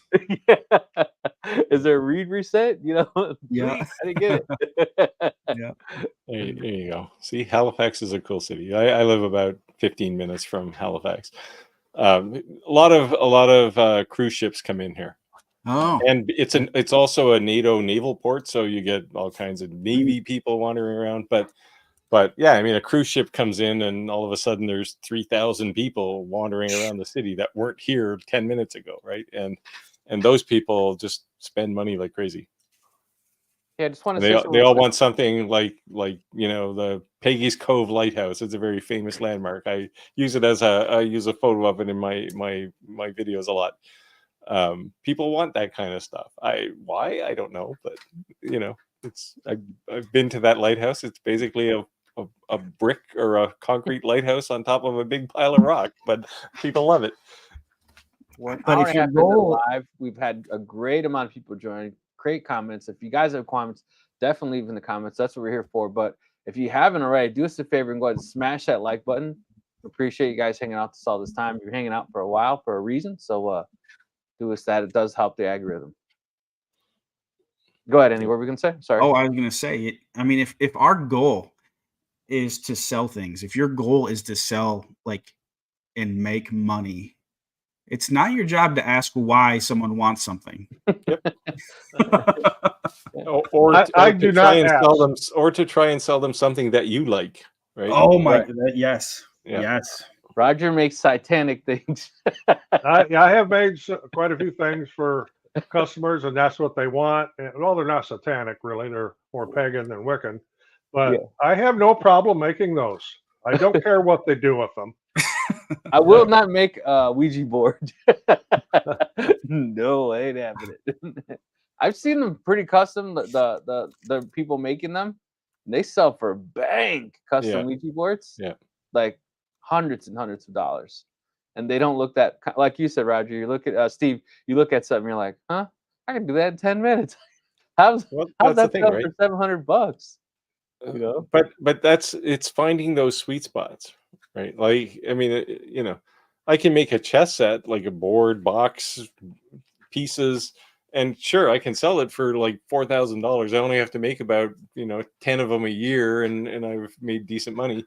But they take hours and hours and hours. Like, if you just want to engrave a Ouija board, even if you do some like nice resin fill or something on it, I mean, it's going to take no time at all, right? And it's basically a thin piece of wood. yeah. So yeah, I mean, find those niches, and they're out there. They're out there. Yeah, $700, $1,000 board, and I'm like, are you really serious? But I guess if you were trying to be serious, you'd want, and you pulled that out, and it looks all custom. Maybe it'd look more credible, right? So part of successful business is figuring out who your customer is, right? Not necessarily. I mean, if you say my customer is anybody, you're going to fail. Yeah. Right. So I made a comment in a video at one point. It might have been the video actually with the $30 cutting board.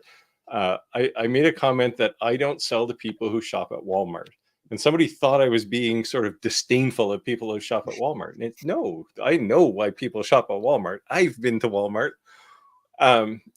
But those people are looking for something very different, right? They're looking for price. They're looking for, how quickly can I get it? Whereas, the people I try to sell to, somebody says, I want a chessboard and chess set, and you go, okay, it's $10,000. And they'll go, yeah, okay. Right. When can I get it? Well, maybe next year. Yep. Okay. Make it happen. Right. Those are the people I want. Yep. Because they're less demanding, actually. Yeah. No, they are. I've said it a lot on my channel, but if you try to appeal to everyone, you'll end up appealing to no one. Right. You just get lost. You just get lost in the crowd. Yeah. Yeah. And that's the 43 pages of coasters problem, right? Yep.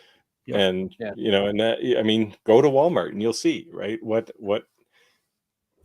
if you want to sell into that market, you have to make those things, which means your profit margin is tiny. Yep. So you have to make a ton of them. Right. And I mean, my coaster gripe was, it would be more economical for me to design a coaster or a set of coasters, outsource it to somebody in China and tell them to ship me a container load of them while I sit at my pool and drink Mai Tais. right? Yeah. Because I'm gonna make more money doing that than I will if I try to make them myself, because my hourly wage will be about $1 an hour.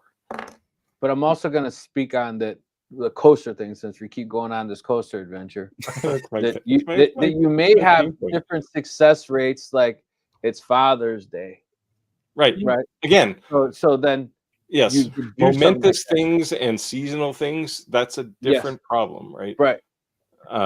And yeah, you can make money, and you can make, you can edge up the profit margin on a set of Christmas coasters.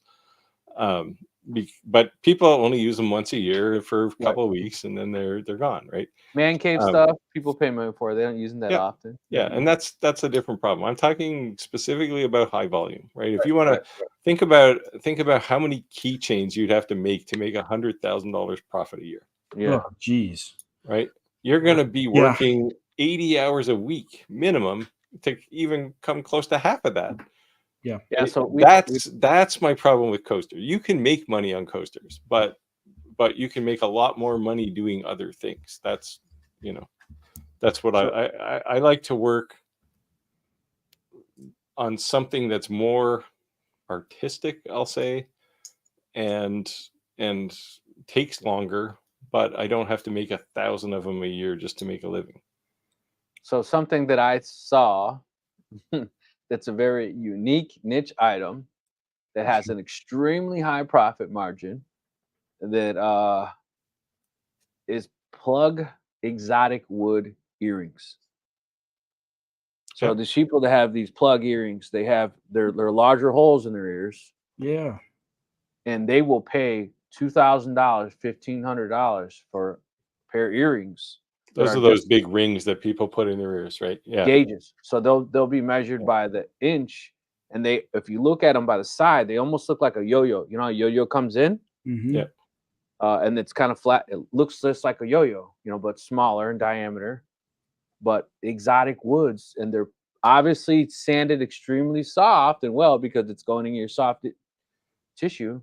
And then but these exotic woods, like this Purple Heart or some of these crazy color woods, or these tiger striping, or they are paying like mega bucks for this. You look at some of these websites, they have like, or you look on Etsy, they'll have like, they're making money. These websites that are selling these exotic, and I know because my ex-brother-in-law owned a tattoo shop, and he's a piercer, and he'd come with these earrings on, and he's like, I just paid $2,000 for this. And I'm like, that's retarded. That's stupid. Why?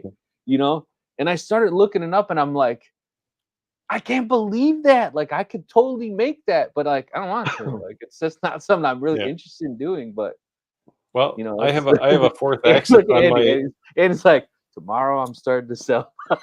I have a fourth axis on my CNC. I can make you a set of those if you want them. Yeah, they'd look good on the live stream. Yeah, I mean, I'm telling you, like exotic woods and the way they're polishing them, they even do like not the little tiny small gauges, like you said. They sell those $1 million at Walmart. You're talking the larger gauges. Yeah, those guys who have 4 or 5 inch holes in their ears, they're pretty serious to do that.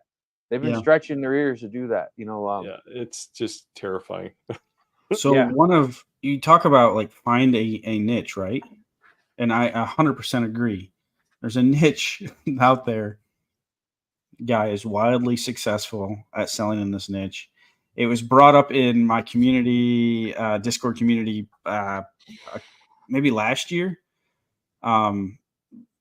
Beware if you Google search it, but his niche is selling BDSM items. So like spanking paddles. Yes. It's not my thing, but no judgment here.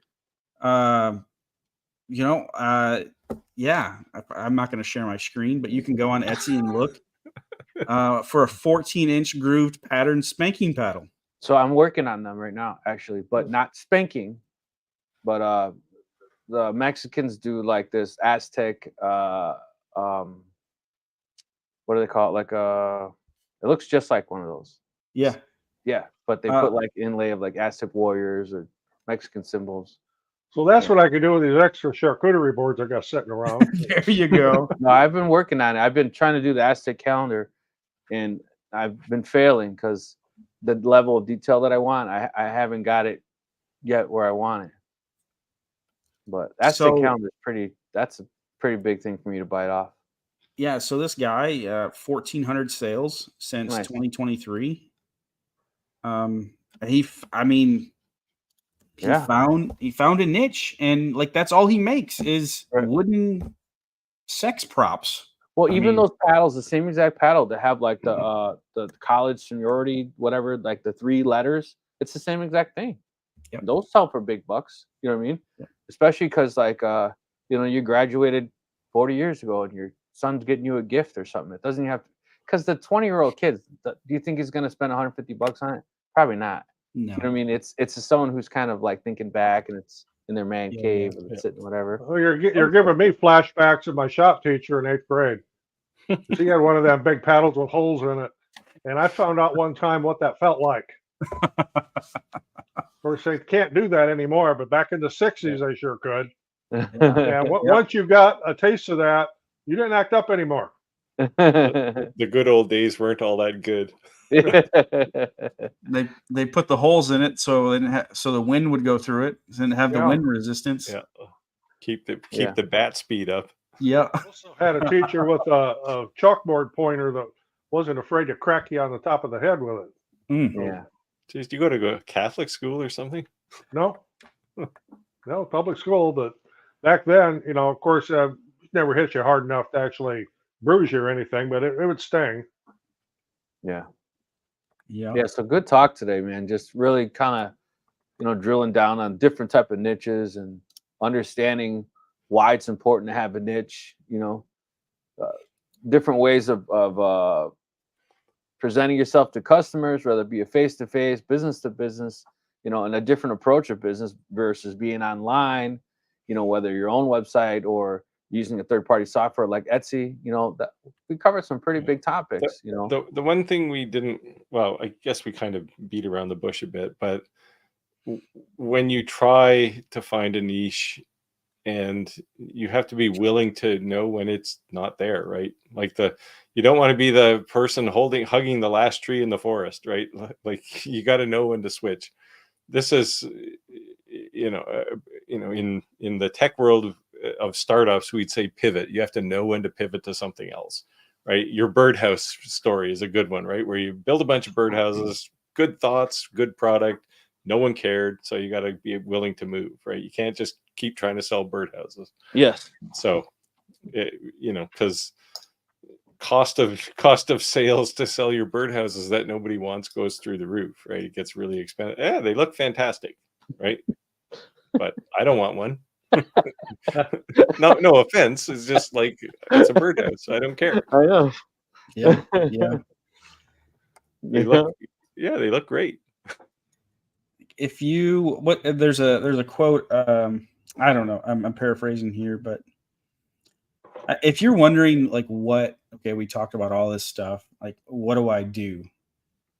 Is you get busy creating things and looking for opportunities, because opportunities don't find you when you're just sitting there. So if you find yourself with time to think, none of my opportunities, I've never thought my way to opportunities. Does that make sense? Like it's always when I've been in action and putting one foot in front of the other, where I kind of whether I think about it when I'm acting or think about it after I learned something or think about it after I failed.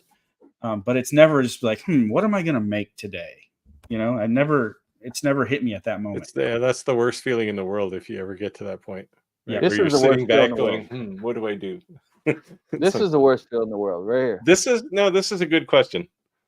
Refund them. Yep. No muss, no fuss. Here's your money back. With me, it just depends. What market it is, what happened to it. Sometimes if they want a refund, I said, well, then return it, and here's a mailing label, send it back. If I don't want to, well, then you're not going to get a refund. Yes. Well, yes. And I've had a lot of those situations. And I've had situations on Amazon where if you sell something on Amazon, anybody can return it for any reason.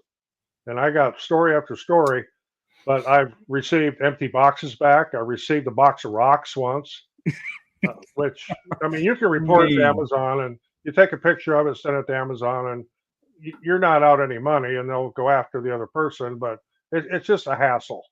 Now, if something gets shipped to somebody and it obviously got crushed or broken or, you know, something like that, yeah, I'll give them a refund or replacement, no problem.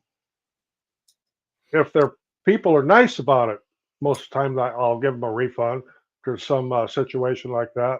But if they're going to be an ass, they're going to get it right back from this old man.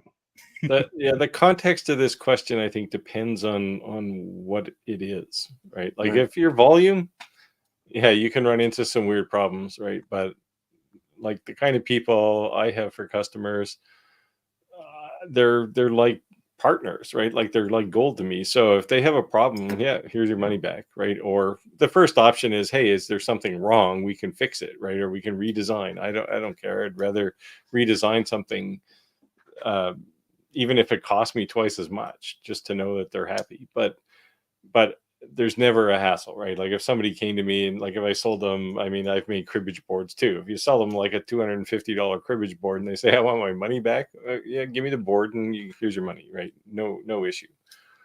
But so I think the biggest questions too is like knowing the difference from an unhappy customer versus just flat out being scammed, right? Right. Yeah, and I've run into a few of those. Yeah, and as Steve said, when you're in high volume, you're going to run into them. Right. The most notable place to get crap like that is on eBay.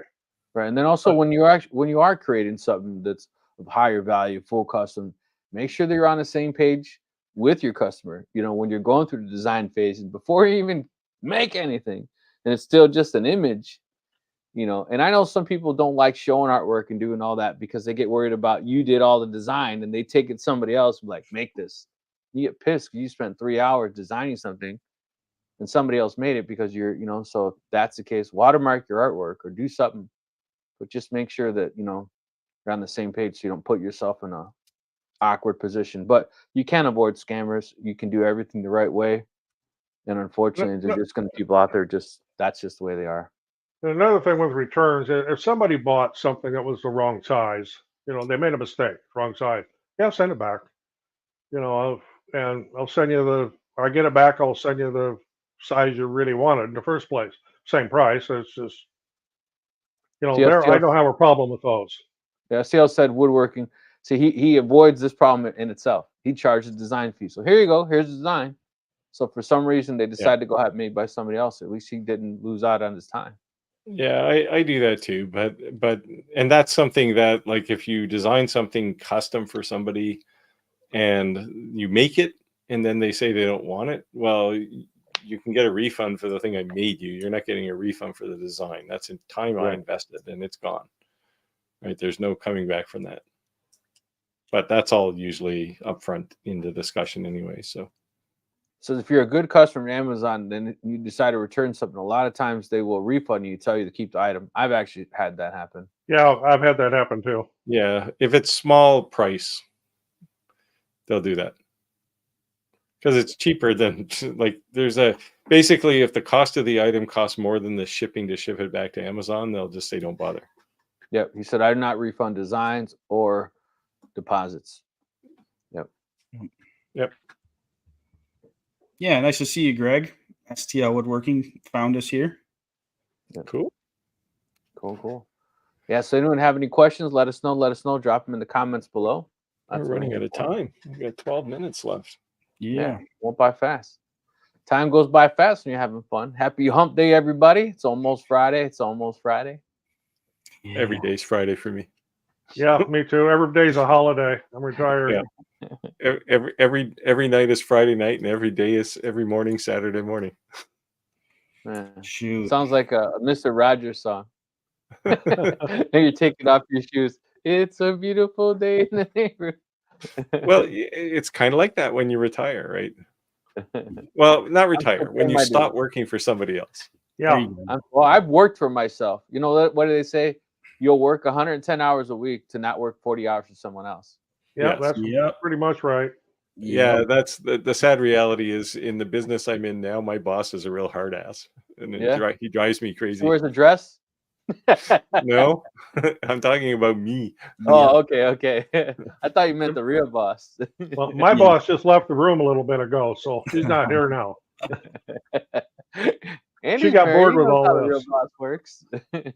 Oh, Some yeah. arguments are not worth having. You're like, whatever. Yeah, there you go. No refunds.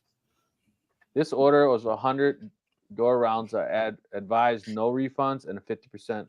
Yeah, if you're making something that is unique to the customer, like unless you really want to keep them as a customer for something else, you can't refund it. Like something with their name on it, you can't very well refund them for. But you have to kind of look at it and go, was this my fault or is the customer just being a pain? Yeah. Chris said, thanks, guys, for answering the questions. Found you last week on replay. We'll follow you guys from now on. Good night. Yeah, thanks for Awesome. joining us, Chris. Sweet. Thanks for coming out. Yeah, thanks for Oh, we watching. never answered Steven's question here either. Well, Was it? Got the vision. so the vision's obviously 20 watts. It's a little bigger, but I believe so. When I had a conversation with WeCreate about the Vista, the first thing did you tested a Vista too, right, Roger? No, I didn't want it. Oh, my comment was you're bringing a 10-watt laser to the market, and I said you do realize that people like me spend a whole lot of time on YouTube telling people not to buy 10-watt lasers, right? But they did say they were going to have a 40 or a 20-watt soon. They didn't say what soon meant, but in theory, they already have the 20-watt laser module. They just have to make one fit the Vista. So if these are your options, it depends what you want to do. If you want to do a lot of big stuff, then the Vision's a better laser. But if you just want to cut flat things and maybe turn out a few tumblers, the Vista is actually a really nice laser for that. So but I'd really like it to be a 20-watt. Yeah, so I'm not bashing any of your affiliates, but to me, and correct me if I'm wrong, the Recreate's sweet spot or selling point is extremely user friendly, easy use software, and a hit the ground running type of laser. And so you're paying a premium price for those key. It's not even a premium price. Like they're priced well. But yeah, it is designed for first-time laser buyers. So with that, who want to buy a little upmarket, like they don't want to buy the Andy's $50 laser that he 99. Sorry, yeah, say it right. They want to go a little more upmarket than that. Yeah. Typically they're crafters, like they already have something going, right? Right. But maybe it's vinyl cutting or something, and they don't really understand lasers. That's the perfect customer for a perfect user for a WeCreate. But I think Steve's a little more established and kind of knowing, so I don't know if that would be something that he would outgrow fast. I don't know if he has a laser. Well, I don't think Steven has a laser yet. No, he doesn't. No, he doesn't. No, he doesn't. But I'm saying is he seems like a person who's doing his homework and will be the guy to hit the ground running. Yeah. So just know, Steve, like your technical abilities and what you want to advance to. Would it be a laser that you may outgrow? That's all I'm saying. Not saying it's a bad laser. I'm just saying, knowing you've been on almost every single one of our lives. You obviously watch a lot of the videos. You're doing your due diligence. Is it something that you'd outgrow? So that's all I'm saying. To me, you seem like someone who would actually advance fast. Yeah, well, we've had some offline discussions, and he's exchanged some of his designs with me, and they're cool. Like there's some neat stuff there. So he's already got the design side done, which is, from my perspective, is that's what I want to do with people on my channel, right? Is teach them that you don't have to go to Etsy to buy something; you can design it yourself. Yes. And the laser is more or less a tool to make that happen, right? To bring it to reality. So, and cake toppers are very big business. Yeah, and a K40 would be just fine for it. Yeah. Says, I need to cut acrylic cake toppers. Would a K40 be okay with this? I don't have a lot of spare space and need desktop laser and don't want to spend $1,000 on Omtech or xtool. Yeah, I think it's great. Yep. Any CO2 laser, Yeah. honestly. And a and cake topper, you don't need like a 3 foot by 2 foot workspace to make a cake topper unless you're making, you know, giant cake toppers. yeah, Right. Happy New Year's kind of cakes for people in you know, Right, Central Park or something. Maybe that's your niche. I don't know. It might be. Giant one cake that toppers. One of them And I cakes say the all the grill jumps out of. Yeah, and I say all the time, you do a search for K40. There's a million people that say the K40. There's a million different versions of it. It's become a de facto standard, right? Right. So I would say the only advantage, and it's not like, oh, because go Monport, but the Monport K40 is like a pre-modded K40. The board's upgraded. The things you're gonna do as soon as you get that thing out of the box and do to it, it already comes like that. The only thing you're probably gonna do, even buying a Monport, is change the gauges. If you're on the state side. Yep. If you're on the state side. Now, if you're in Canada or somewhere else, you know, they're speaking your language. But us, we're like, what the hell is this? Oh, you mean because it's metric? Yes. No, not. Oh my my God. problem was both of the temperature gauges failed in about 3 weeks. Yeah, because But they came with some cheap Chinese watch Yeah. batteries that have been Yeah. on since they probably manufactured it. So if they worked at all, they didn't work very long. I mean, and again, you could go to Walmart and buy or Amazon and buy those batteries fairly cheap. But just my mentality of thinking, I just can't quickly look at something and like switch, do the conversion. I know you consider yourself bilingual in the metric system. Well, But I just couldn't. As far as measurement, yes. Yeah, As I far as couldn't. language, This no. has to go. Like this has to go. You know, that was like day temperature wise, one. I have no problem converting between centigrade and Fahrenheit. I don't really care what units you want to work in. I can work in any units. Yeah, no. I started school with imperial measurement, and about halfway through, they said, "Hey, we got this thing called the metric system. Let's use that." Yeah. No, I installed a power supply, gave myself 12 volts, hardwired them, eliminated batteries, converted, and I was good. You know what I mean? But but you could stay on battery ones and easily clip them out and clip them in. But I think it's definitely a good starter CO2 laser. We got a few more things here and 3 minutes. So yeah, Stephen, I think the Vision it's a decent laser. I like it. If you felt like going on a 45 hour road trip, you could come from the left coast to my place and you could pick up a 40 watt weak create because I'd like to get rid of it, but it's taking up too much room in my shop. Watch you wish for is a lot of people. You don't know where people live. You guys heard that, right? Hello, everyone. Hey. Hello. Australia. Yeah, that's a long road trip. I'd rather go to Australia. Nancy said, I custom design all 5 pieces for the door hangers. I have a break in price due to potential repeat business and a large order, $70 per door round. No, that is a great thing. Like that's when that's a good margin too. Yeah, but when you're already making a deal, you already made a deal for a second deal already coming in. Repeat business is great. Yeah. There you go. Everything you need to know about converting. Minus 40 Fahrenheit is minus 40 Celsius. Yes, it is. And the real realization there is that it's cold no matter which system you're using. Clayton said he'll pay the shipping. Oh my God! It would cost you $1,000 to ship that from my place to Hawaii. You'd be better to just buy one from. Steve said shipping. See, there you go. Steve's like, hey. The real problem is getting it across the border, right? Because it's just a nightmare to do all the paperwork. As soon as you put laser on the customs form, they're going to go, wait a minute. Yeah, right. Is it that crazy? It can be. I've actually got a laser hung up in customs right now.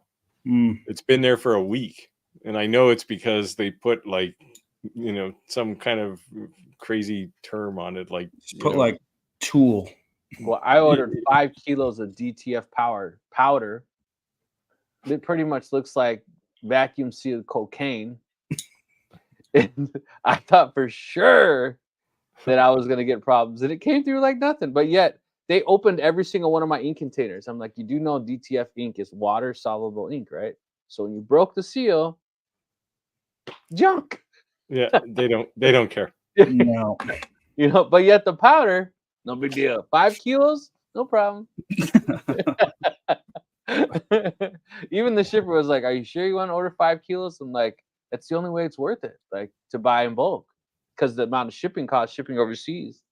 Does it come in like a big white cube wrapped in 1 like kilo, saran yeah, wrap? 1 kilo, yeah, yeah. Well, and Rick, a I'll big- tell you, when you go to Mexico, do not take any Sudafed with you. Oh, I didn't It think is of that illi- because It is a controlled substance. It's illegal. Anything didn't with think of that. epiphedrine in it in Mexico is a no-no.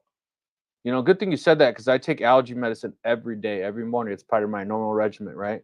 Now, if it's prescription and it's in the original prescription bottle, it's okay. But like over-the-counter, like Sudafed, anything with epiphedrine in it, it's absolutely forbidden. So I did see now that if you bring 2 electronic devices, they charge you the taxable sales tax on that item. So some executive from New York flew to Cancun, and she had an iPad and a laptop. And they said, you can only bring one. They're like, what do you mean? And she said, well, one or the other. Well, I need them both. Okay, well, then you have to pay the sales tax. And the iPad was like a 5-year-old iPad, and they charged her the sales tax on a brand new iPad. So she paid a tax, which was probably more than the thing was worth. But she wanted her iPad. Yeah, there's regulations about that, and of course, cigars and cigarettes and alcohol and that type of thing. Obviously, firearms you're not going to get away with, but yeah, electronic devices, cell phones don't count. But I take a tablet and a laptop. But Yeah, I brought a there are drone. 2 in Mexico. adults. There's 2 adults, so it's 1 per person. Yeah, I bought a Wow. drone in Mexico, and I was a little nervous because Mexico, right? There's no real laws. It's you get the wrong person, you just have to pay them, and that's it. Or Yeah. they're just gonna take it. So I was so nervous. They opened it up and they looked at it, and they're like, "Why are you bringing this?" I'm like, "I'm on vacation. I thought it'd be cool to shoot some video footage on the beach." They're like, "Are you a video photographer? Do you do this for a living? Is that why you're here?" I'm like, "No, I'm on vacation with my family." They're like, "Okay, close it up and just get right back to me." So I think that's what they're doing, though. Like, if you're going there to make money off Mexico, they want a piece of the pie. I had a big problem getting through customs when I flew to Ramos for work. I have non-disclosure thing. I can't say who it was for, but I got stopped in customs as they went through all my luggage and found all of my tools. What are you doing with all these electrical tools? And I had to explain all that. I got to finally keep them, but it took almost 2 hours to get through all that. Crazy. Cool. Sounds like Thanks. Mexico is a problem. If you want to go to the beach, come to my place. You can buy a bag of weed at the airport on your way out. I just but think it's- Mexico's realizing people are going there, making a boatload of money and leaving, and they don't even own majority of the coastline. It's owned by United States Air Force pilots. They want a piece of their own pie. Like, you left us a desert, in the part people actually come here to visit. The tourist money is owned by people from the United States and going back to the United States. So maybe they're just angrily, hostilely taking it back. I mean, I didn't take Mexico for having strict drug and gun laws. But No, I know. Yeah, when I'm on the beach, every other person's trying to sell you weed. right? That's for sure. Yeah, Ganja. yeah. But Hey, that Cuban cigars that aren't Cuban, but yeah. What are you gonna do? When you give them as a gift and you come back, they look cool anyways. They don't know. Just put it in a laser engraver and engrave Cuban on it. Made There in you go. Cuba. Made in Cuba. All right, guys. Looks like right at time. I just wanted to thank everyone for joining us today. We had some great discussions. I do see our lives growing, and I appreciate before we even start the lives, people are already in the lives, making comments and waiting for us. So that's very good. Do keep in mind we do have another laser giveaway coming. And as always, if there's anything we haven't covered, leave it in the comments. Even if it's after the replay, we still do look at this comments. Each one of us will get notifications. So we can come back and respond. And if it's something we haven't covered or we haven't covered because we don't have, let's be honest, manufacturers are watching these videos as well. So it may give an opportunity for us to be able to review those types of items that you're asking for that we're currently not have. That was my close. You guys want to say anything here before we get out of here? No. No, I like this. see everybody next week. Yeah. I like this kind of discussion. I'm happy to talk about the business. Yeah. Me too. Yep. So, yeah. Cool. Yeah. Thanks for everyone for coming. Yeah. See you all next week. See you next All right. week, guys. See Bye. ya.